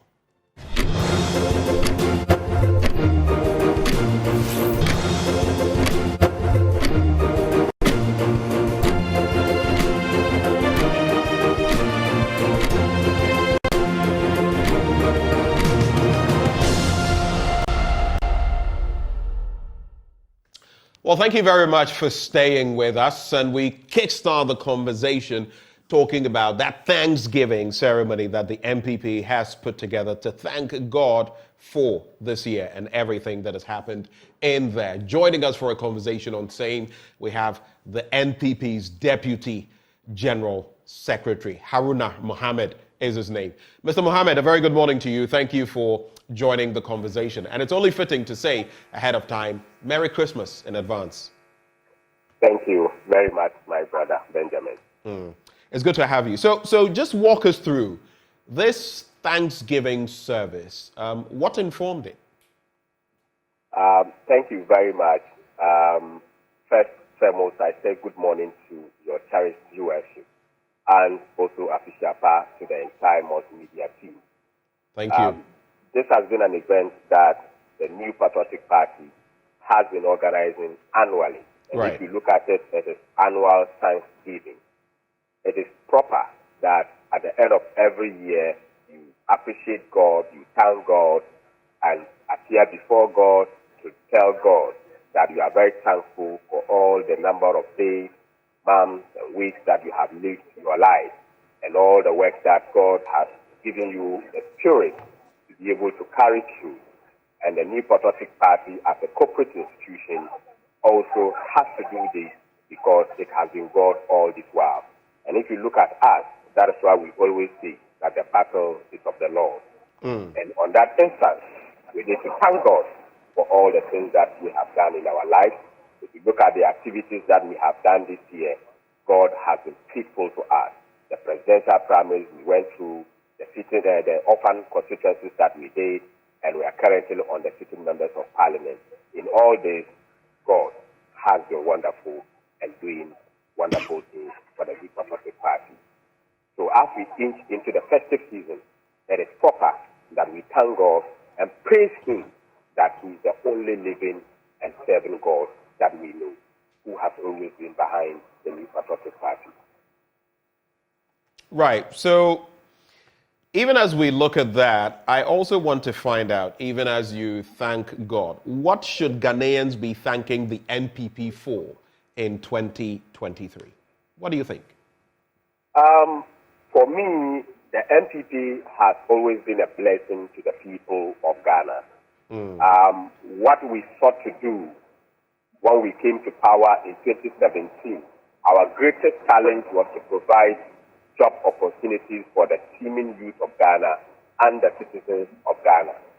If you look at the job sector, we have provided enough jobs for the people of Ghana, even though we have not been able to cover the entirety of job seekers. If you look at the provision of health services, we have been very consistent in terms of monumental investments in health infrastructure.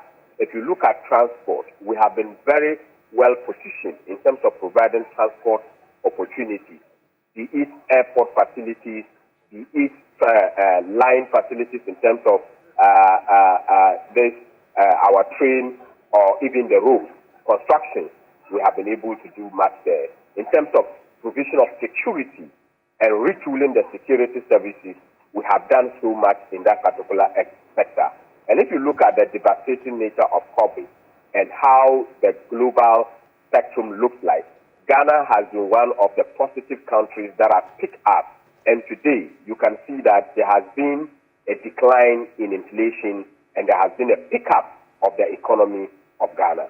And this is what we have to thank God for because of what has happened. You look at the number of lives that has been lost in other countries, in terms of Italy, in terms of US, and other China, and all that. And look at what has also happened to Ghana. It is only God that gives and takes life. And it is proper that we thank God and be grateful for all the positive things God has done in our lives.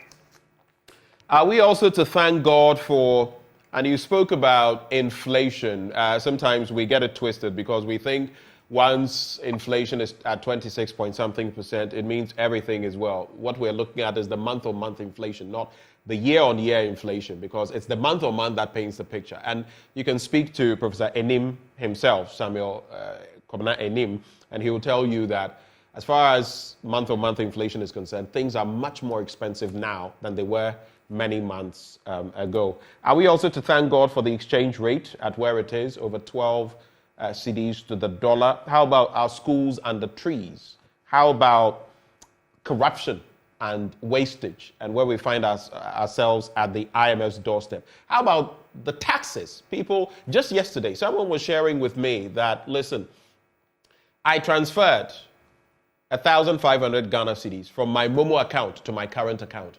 They took 34, 35 cedis out of the sum just for transferring to my own account. That's not what we were told initially when the e-levy and all these charges were brought to bear. Look at the tax regime. I asked myself, why do we still have a COVID-19 levy? So I'm asking you, are we to thank God and the NPP for these as well? Thank you very much. If you talk about taxes, can't we thank God for the number of taxes that the NPP had come to take the burden from the people of Ghana? In this budget, you have seen that a number of tax relief has been given out, several other incentives. Yes, no nation can run away from taxation, but we have always said that we have to move away from taxation. You came saying you were going to move the economy. Hold on. Pardon my interjection, but let's do this. You've asked the question. Yes. I have to interject here because you said something. You said no country would survive without taxes or makes any progress without taxes. I agree with you, but I'm saying no one forced the current vice president to say back then that he would move the economy from taxation to production. You said it. But the current vice president never said that we would never have taxes in Ghana. But you said you would move from taxation to production. Now we have many more taxes. He has done that. Look at the number of factories that are working. The taxes, most of the factories that are working in terms of moving away from raw material state to production. Is it not true? Name some of them. You have companies that are producing heroes and what have you. I'm saying name some of them. Just walk us through. Name some of them for us. No, at this stage, I'm at the Thanksgiving. I cannot obviously be having them off head for you. I just moved out of the Thanksgiving to speak to you. But if you want us to deliberate so much on the one district, one factory, I'll be able to give it to you. So wait. Yes, I'll be able to give it to you and make sure that you understand and appreciate the impact of the one district, one factory. Haruna, all I'm saying is, I understand that you are at this event. No, I'm just asking questions because I'm not sure you expected that we'll just talk about the Thanksgiving without talking about other aspects of the Thanksgiving, right? Let's be fair. But I'm just saying that 1D, 1F, I mean, we've read so much about it, heard so much about it. Are you saying that as Deputy NPP General Secretary, off the top of your head, you can't mention at least five of them off the top of your head, whilst there are so many? You've spoken of over 100 that you've done. Can't you mention even 5? Brother, I am telling you that if you want us to go into one district, one factory conversation, besides this Thanksgiving service, we can get that particular forum and make sure that we do all these things and get it done. Go and look at the shoe factory the shoe factory at Aquapim North. That is Shoe Fabrics Limited. We have done it. Go and look at the Omnifest Limited at Ningo Pram Pram that we have under the one district, one factory. Go and look at the Urea Carbon Production Limited at Kowu West under the one district, one factory.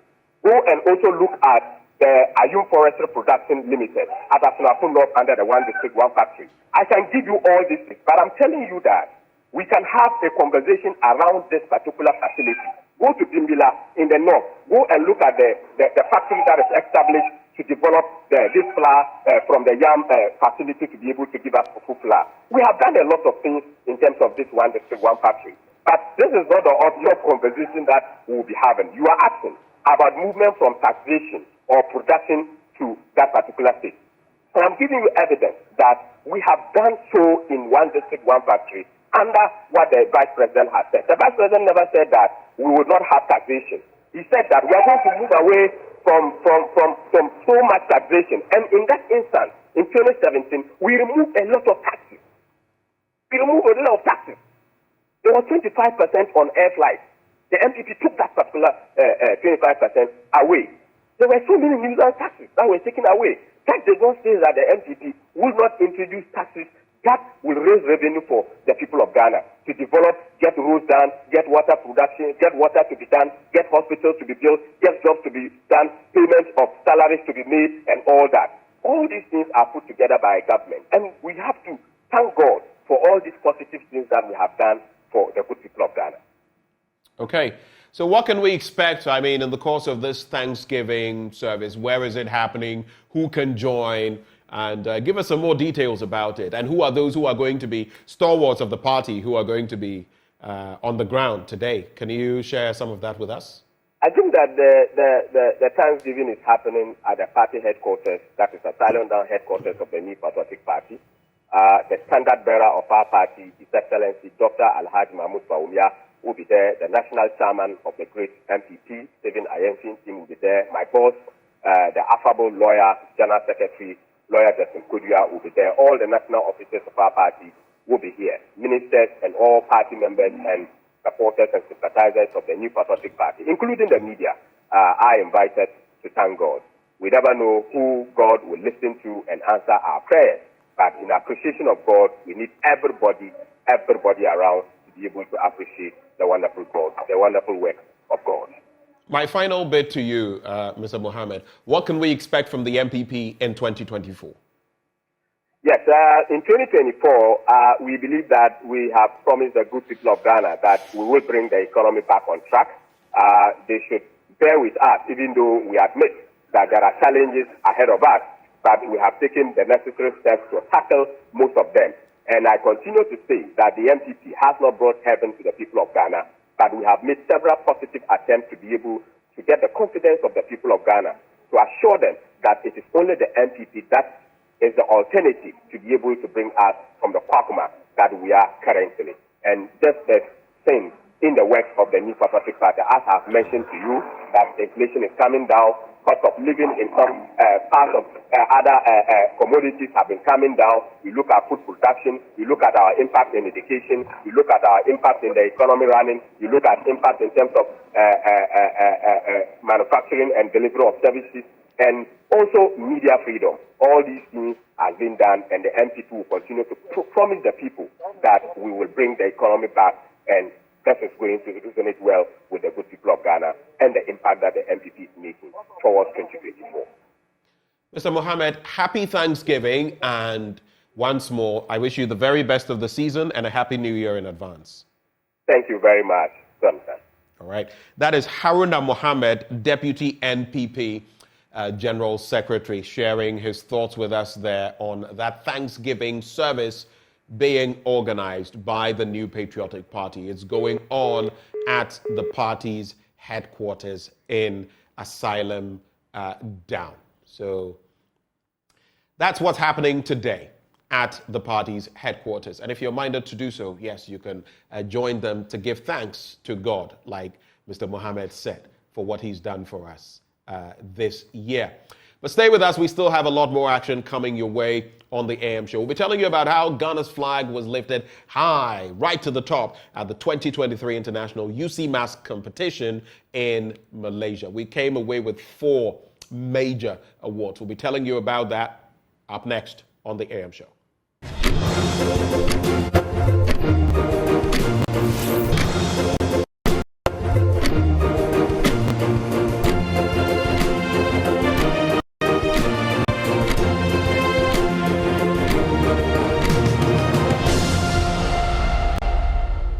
Welcome back on the AM show, and we celebrate some of our own today. The UCMAS Global Competition was held in Malaysia on the 4th of December, and it showcased our own talent when it comes to mathematics, when it comes to calculating abilities, when it comes to how to manipulate the abacus, among others. Our very own little ones shone like the Black Star of Ghana, all the way in Malaysia. They came away with 4 major awards. We have one of them in the studio, another one right about in the neighborhood. But joining us for a conversation, Roger Ohiming is Director of Business Development, Moria Education Limited. Then we have in the studio, Mame Korang Ansa Obuobi, champion 2023 UCMAS international competition at the elementary level, and she's a pupil of the Rising Sun Montessori School. Let me also shout out Abena Aseda Benewa, who is also a winner. She actually won the UCMAS International Competition 2023 category A2. She was the 3rd runner-up. And she is also from Rising Sun Montessori School. I think Rising Sun Montessori, you have something going for you. But let me start with you, Mr. Ohiming. So this entire bit about the UCMAS and everything happening, can you share some insights into how you prepare these young ones and why even this came about so that we've been competing? Because I don't think it's every country that competes, right? Thank you very much. UCMAS is 30 years since its inception, and we've been running this program currently in about 83 countries. So we have our presence in 83 countries, and it's UCMAS, it's not Abacus. Okay. We have been doing this for the past, and each year, children all over the world in which the program is being run meets, and we organize these yearly events. Year in, year out, the competition rotates. So this year, we had the event being held in Malaysia. Okay. Prior to that, we had our wonderful learners from Ghana being prepared. They placed in a lot of efforts, a lot of commitment, a lot of hard work for them to be able to go in and then make our nation proud. So these children got there. And how long do you train them? Yeah, so the program is in 10 levels. And as you said, we had Obuobi and San competing at the category B level, and then Aseda at the category A level. So each level depends on the ability of the child. We often use the ability of the children in training. But basically, it takes about 3 months for a child to be able to go through a level. So Are these children who are naturally mathematically inclined? All right, so basically the UCMAS program goes beyond mathematics. It's not a maths-based program. Right. It's a brain development program. Okay. So what we do is that we train the children using mental arithmetic. So irrespective of the ability of the child, whether the child is mathematically inclined or not, we have a technique and a system which is holistic in training so that we are able to bring the best out of the children. We have wonderful stories whereby children who once upon a time were academically not good came through the program and now are doing extremely well. Wow. I just have to say that this year, the National Science and Maths Quiz team, one of the winners from Presec, was a proud student of UCMAS. Oh, last year, Gadogbe, also from Presec, was also a proud student of UCMAS. So UCMAS is doing great things out there. Yeah. All right. Let me come to Mame. And you're looking spectacular. Congratulations on the prize you won. I'd like to find out from you, what was it like preparing for this tournament? And did you think you would be the winner of this category? It was very stressful and exhausting, but I believed in myself because we had a lot of training, so I was very sure that I'll get a trophy. Wow, you knew you would get something. Yes. But did you think you would win the ultimate prize? No, please. You didn't think so? Yes. So what was it like from Ghana to Malaysia, meeting all these different people? I'm sure you made some friends, right? Yes. From different countries? Yes. What was the experience like? It was a very new experience. It was very exciting. Wow. Is this something, if you had the opportunity, you would want to do again? Yes, please. Okay. So how challenging was it? Like, just walk us through one of the processes or the competition. Just show us something. How is it like? I like the way you just sighed. It was the competition. Some of the challenges were the time. Okay. If you don't move fast, you can't be able to finish the paper. All right, so if I can come in. Basically, the children are supposed to answer about 200 questions within 8 minutes. And these 200 questions? 200. About 200? Questions. Yeah, 200. 200. Within 8 minutes? Within 8 minutes. So that's brutal. I'm telling you, right? So the child needs a lot of speed, right? So one of our cardinal principles is speed and accuracy. And you are answering 200 questions within 8 minutes, and this trophy is being contested for by about 200 children in that category. About 200 children in that category. In all, and so in that category, the category B, grouping, where she came up top, she was competing with about another 199 people, right? And then she came up. So wow. Accuracy is key, speed is key, confidence is key, legible writing is key, right? So we train them so that they will be able to do all these things. It's not only about the child having the skill, but being able to communicate the skill through writing and doing it at an accurate pace, right? And for you to be able to be the champion, then it means that all these aspects must be well built and well trained. Right. How does it make you feel when you were done? I don't know how long it takes before they declare who has won, who 24 is the hours. first one. 24 hours. 24 hours. They go through hours. all the scripts and then 24 hours. 24 hours. When you found out that you were the ultimate winner in category B, what went through your mind? I was shocked and I was very happy at the same time. Wow. What did you do? What did you do when you heard it? I held the Ghana flag and I went up to the stage to get the trophy. Wow. Wow. So tell me, in the end, this competition, the training, you've mentioned these two students of PRESEG who participated in the National Science and Math Quiz, who had gone through the system, yes.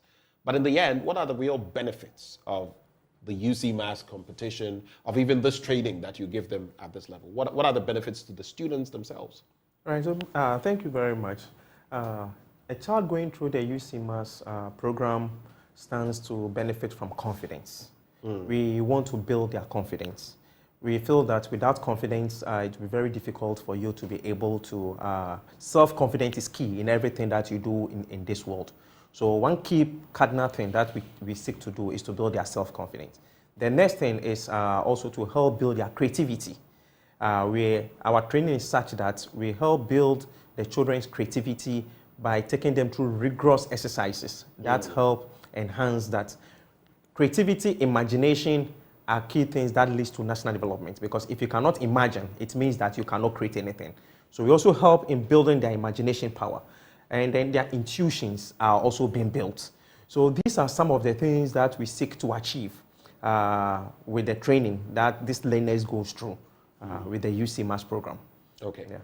Now, you've heard, your tutor, at least, well, one of your tutors, if not the director of business as well. I don't know whether you are also directly involved in terms of the tuition, Mr. Ohiming. But I just wanted to find out from you. He has spoken of the impact. You were there. You were on the spot. You were doing it. He wasn't there. Sure. What would you say has been the impact on you in terms of your personal growth, in terms of your academic, achievements? What does this mean? What has it done for you? It has really helped me in maths and science, and it has improved my retentive memory. I see. So how you say it's improved your retentive memory. So before, what would you say? If I asked you on a scale of 1 to 10, what was your retentive memory before? And now, where do you think it is? I would like to say first it was 6, now maybe 10. Wow, 10 over 10. Yeah, that's great. Give me 5. So it means you are making progress. You've made a lot of progress. Yes. Is there one instance you can highlight in this entire thing that will always remain in your mind? One moment that you'll always remember? The moment they mentioned my name to come and take the trophy. Wow.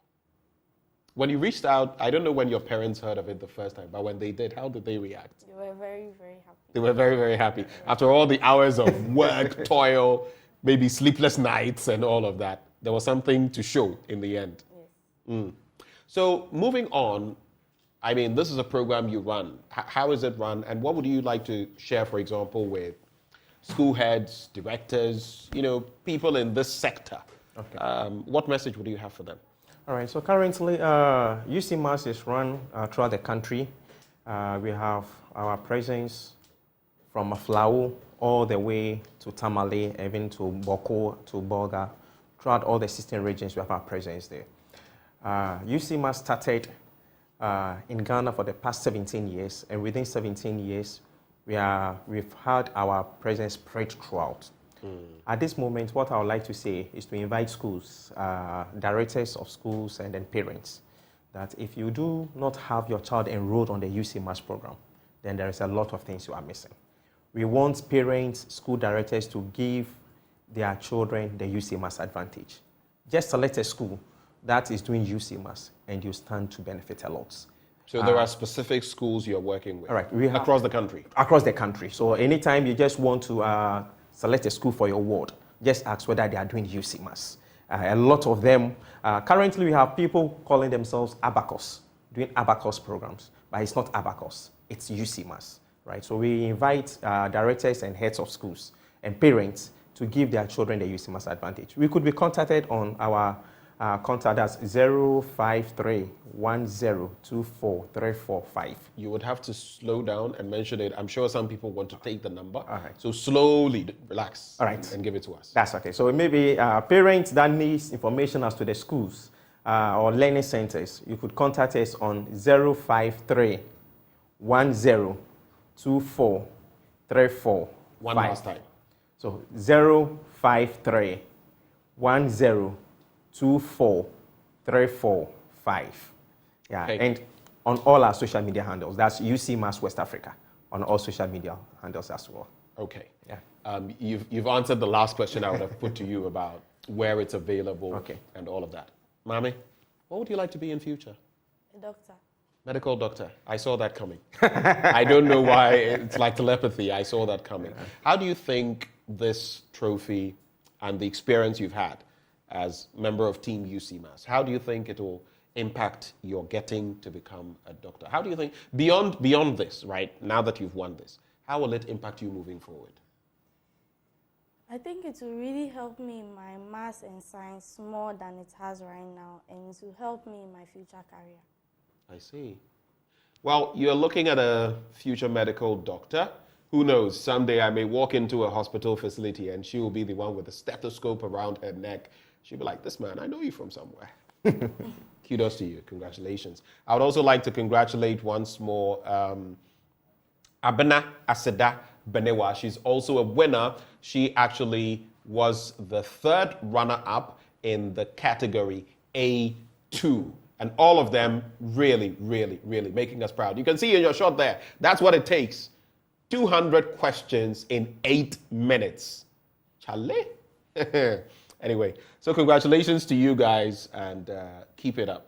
What's the plan for 2024? All right, so we've started. 2024, the competition will be held in India. India. Yeah, and the team will be leaving Ghana on the 11th of December. Okay. We are opening registration from February, first week in February. So we want schools to contact us, parents who want their awards to be part of the event also to contact us through our number, which is just shown on the screen. Okay. And we could help them have their awards enrolled on the program. All right. Mr. Hemming, thank you for joining the conversation. Mami, keep it up, yeah? Okay. Hope to see you become a medical doctor someday. Okay. Thank you. All right. And those who joined us for this conversation, Roger Ohemeng, Director of Business Development, Mori Education Limited, and Mame Korang Ansa Obuobi, champion 2023 UC Mass International Competition at the elementary level. She's a pupil of Rising Sun Montessori School. Stay with us. There's still a lot more action coming your way right here on the AM show. We'll be telling you about the G-Step competition and how some young ones are embarking on projects to solve some of Ghana's crucial problems. We'll be getting into that right after the break.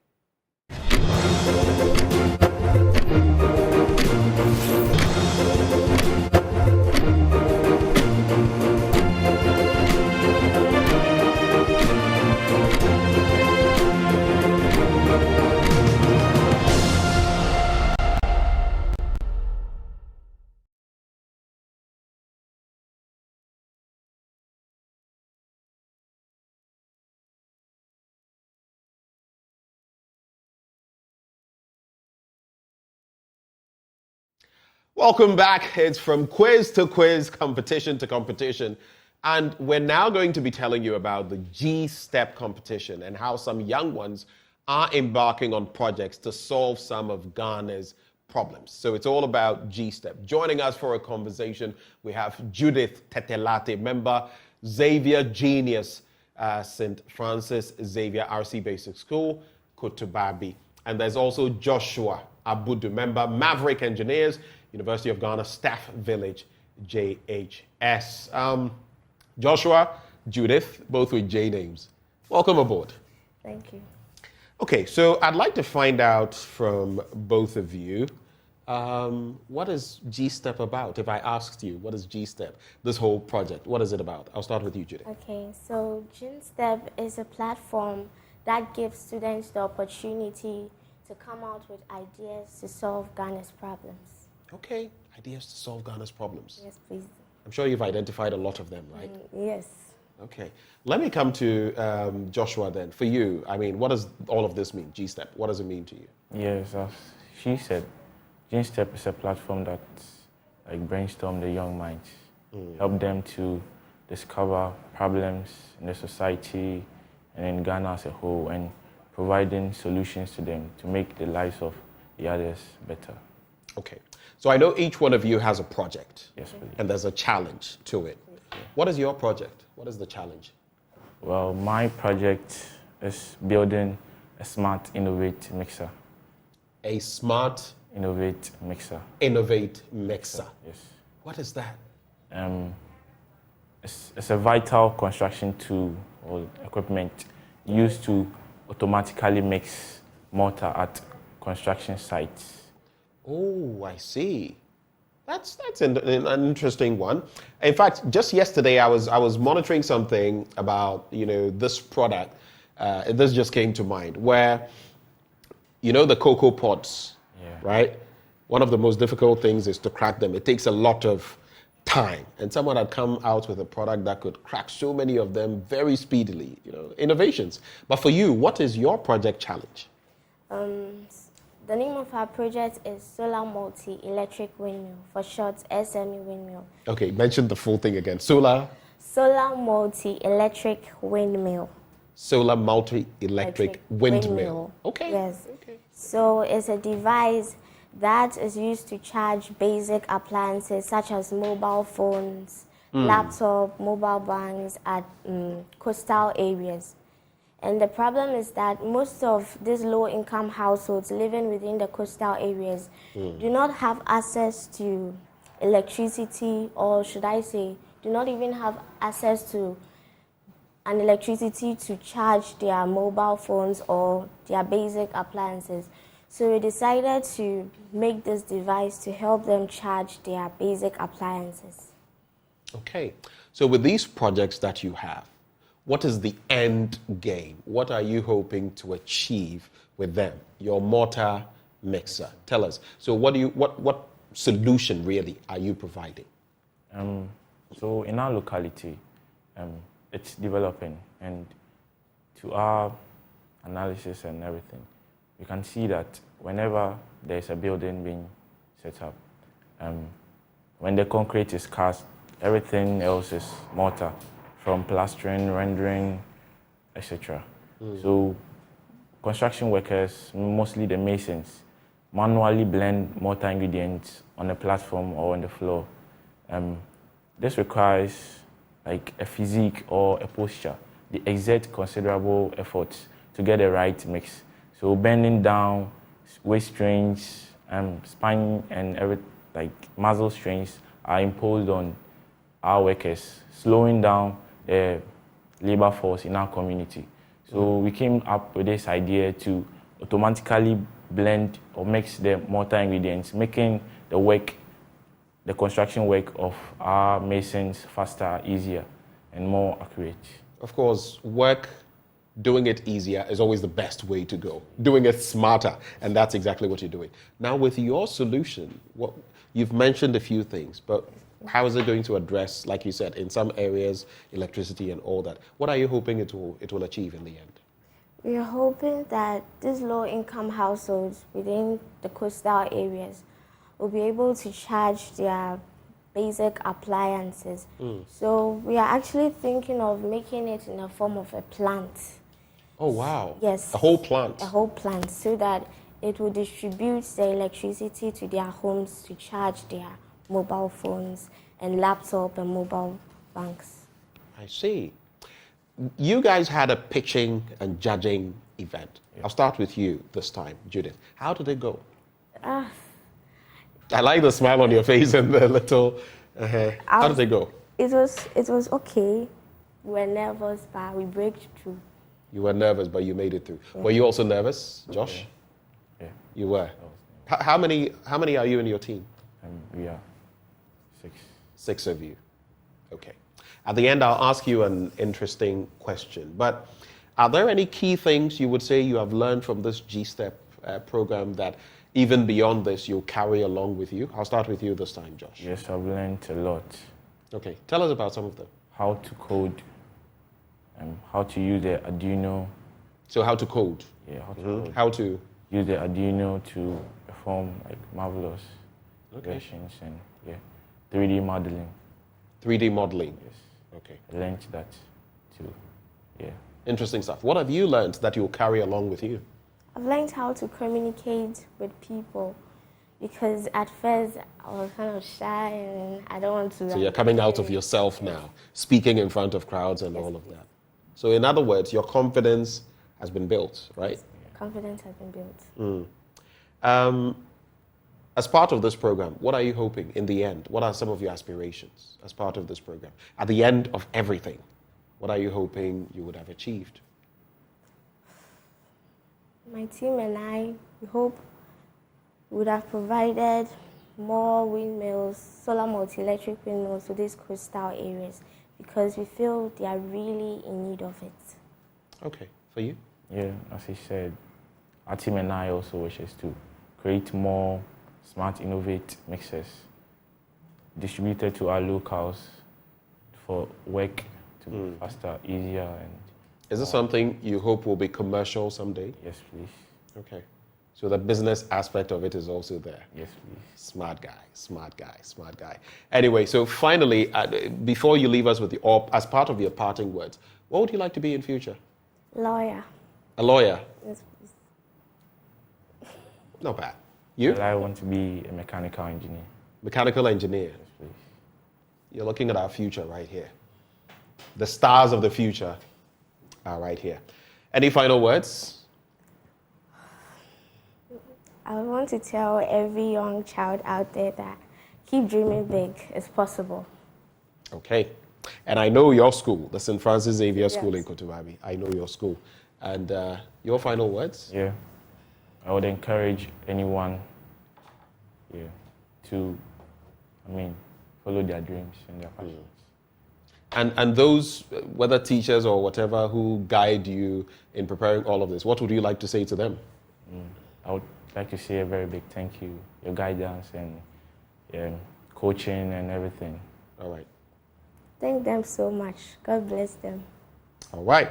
Thank you so much for coming through, Judith Tete Latte, member Xavier Genius in the St. Francis Xavier RC Basic School in Kotobabi, and of course, Joshua Abudu, member Maverick Engineers, University of Ghana Staff Village, JHS. We wish you the very best for the future. Thank you. All right. And that's G-Step. They are stepping out there academically and, of course, in style, solving problems. We take a breather. We'll be back with more after the break.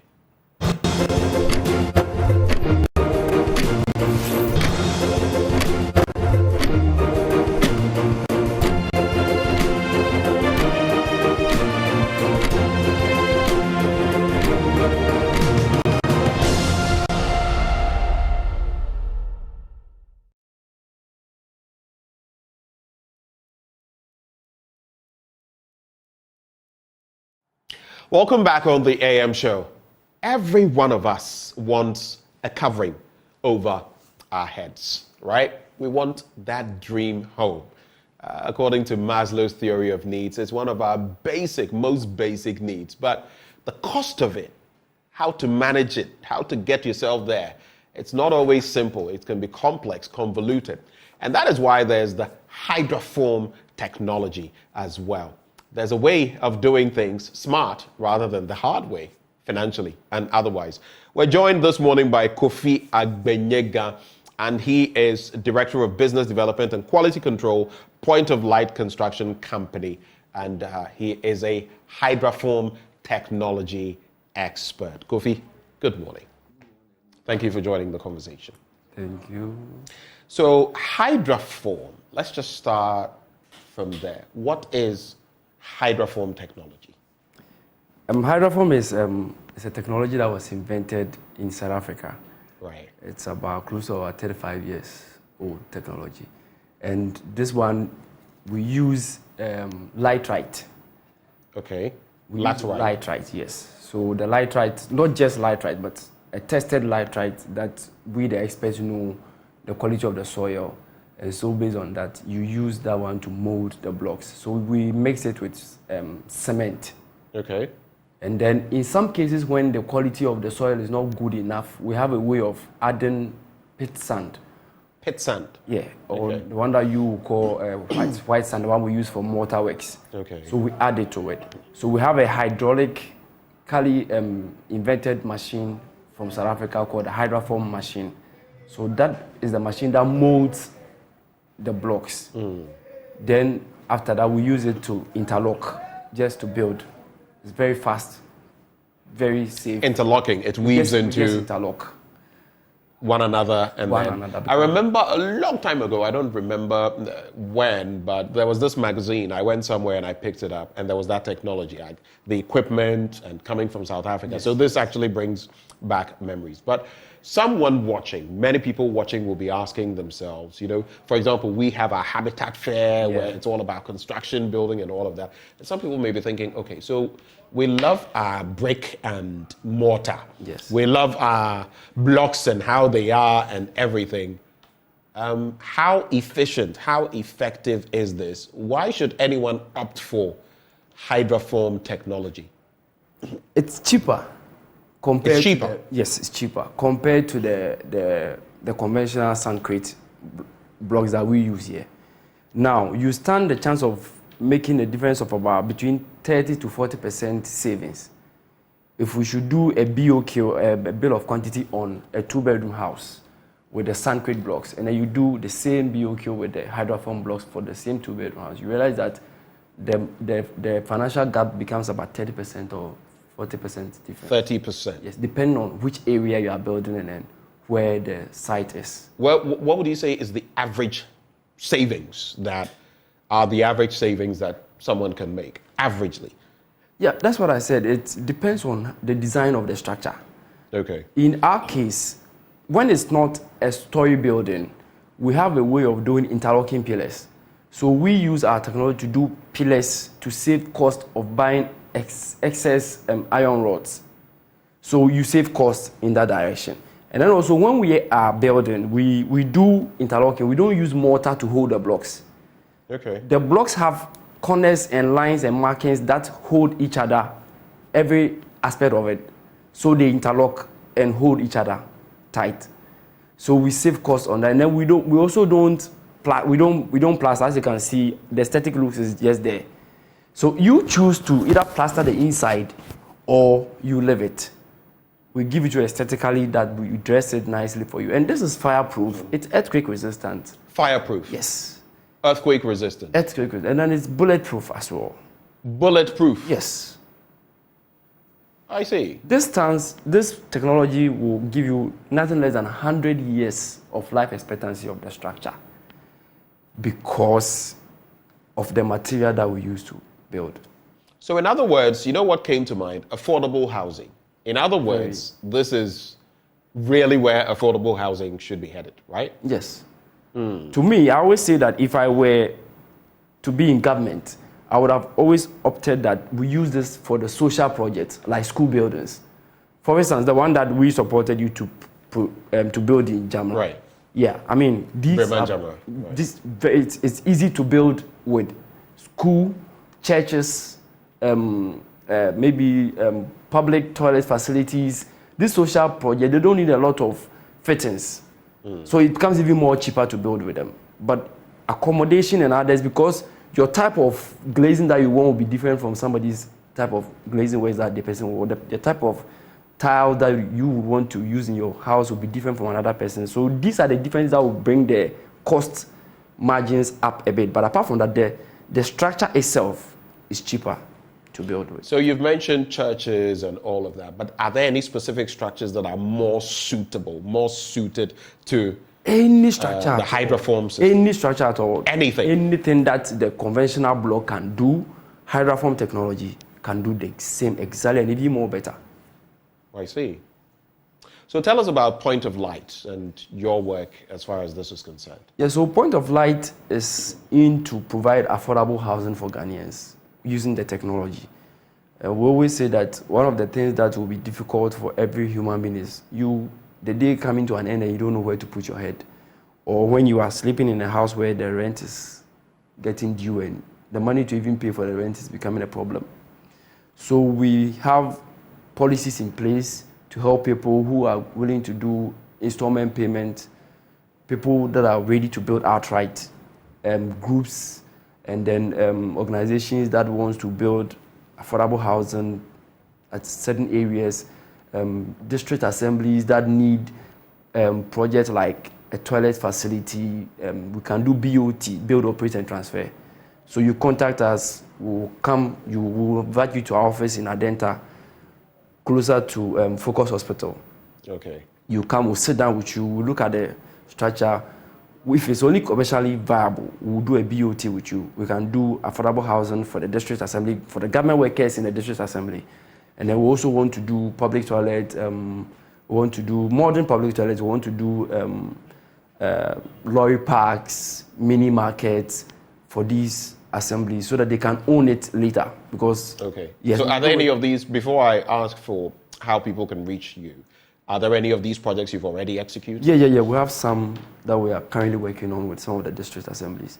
I see. I see. Interesting. So how can people reach you? Those watching probably very interested. How can they get in touch with you? Whether phone number or website or whatever? Yeah, so I have a contact number that they can reach us on.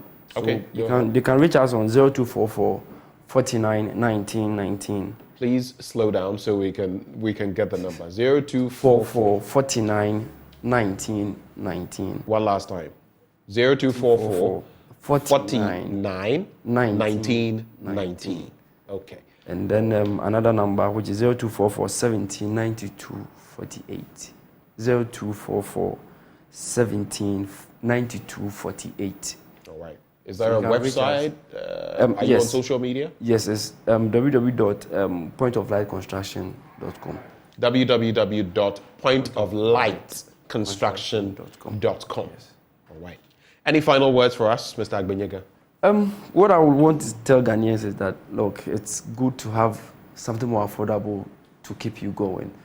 It's not everything that we do that has to become a burden. There's better ways of going around some of these things. So we are in to give them the best of service with regards to affordable housing and any other service with regards to construction.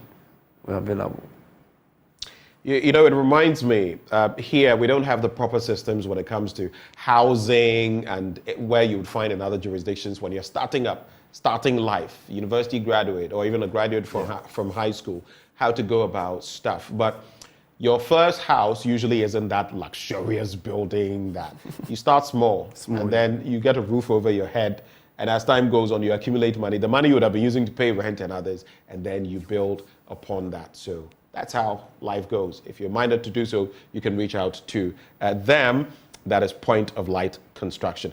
And the one in the studio who joined me for this conversation, Kofi Agbenyega, he's Director of Business Development and Quality Control, Point of Light Construction Company, and he is a hydroform technology expert. Thank you so much, Kofi, for joining. Thank you, sir. Stay with us. We'll be right back. We also hope to have some time to interact with you, no matter how short it is. So just stay with us, and we shall be right back.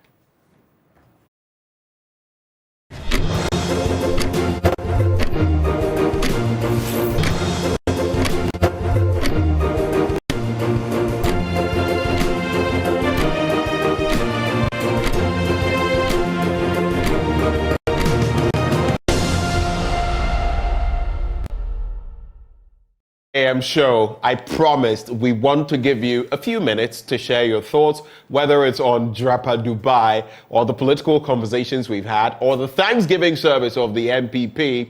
Whatever it is, share your thoughts with us right here on the show. We'd love to hear from you. Call those numbers 0302 211-691 or 0302-211-692. Call either one of them. In fact, you can call the two from different angles so we can pick a few calls before we cap off this show. So 0302-211-691, it's at the bottom of your screen, or 0302-211-692. For me, one thing I found interesting, the whole conversation about inflation. I keep saying that you must understand the inflationary metrics properly. Year-on-year inflation, yes, at a point we hit over 56%, I believe, last year. Now we're talking at about 26 point something percent. But that is not the real statistic measuring rot when it comes to inflation. You're looking at the month-on-month inflation. And for the past few months, inflation has still been going up through the roof. So know what you're talking about. Thomas in Kumasi is our first caller. Hello, Tom. Yeah, good morning. Good morning, sir. How are you? I'm fine, thanking you. I'm well. Yeah. Merry Christmas in advance. What are your thoughts for us? Yeah, I'm calling to the Thanksgiving service. Thomas, please speak up. I can barely hear you. Yeah, I said I'm calling in regards to the Thanksgiving service. Yes, go ahead. By the NPP government. Hello? Please go ahead. I said it. With that one, no, I'm just trying to find out. What are they thanking God for? The houses that they have put up to, now to celebrate the Christmas holidays, things are not going well. The whole country is in the mess, though we are trying to survive. How to survive this Christmas is another ball game. It's a different thing altogether. Right. So they should come again. They shouldn't thank God for passing, taking us through all this hardship and the stress. If they have something to do for the nation, they should. But not to thank God for what they have taken us through. All right. Thank you, Thomas from Kumasi. He is saying the Thanksgiving service the NPP is organizing, what exactly are they thanking God for? Or what should we thank God for? But at least we thank God for life and health and the ability to be here. We can pick maybe one more call if time allows us to do that. And then we'll be out of here for the Joy News Desk crew. 0302-211-691 or 0302-211-692. I'm waiting for you to call. All right, so we have a final caller from Accra. Robert is on the line. Hello, Rob. How are you today? Hello? Yeah, I said, how are you? I am okay. We make the most of the situation. I'm alive, I'm not sick. We thank God. That is good. 2024, I want you to join us to campaign for the cathedral to be used as a garment factory. As a garment factory? Yes, we look for investors. I see. That's an interesting comment. I've never been for the National Cathedral. I've openly spoken about it. But what to use it for, there have been different things. Now you say a garment factory. That's interesting. But Robert, thank you so much for calling. Okay, so that was Robert from Accra, and he's our final caller. Thank you so much for joining the conversation. Next week, if we have life, we'll be back here to do what we do for God and country. My name is Benjamin Akakpo. Up next, we have Joy News Desk. Do stay for that.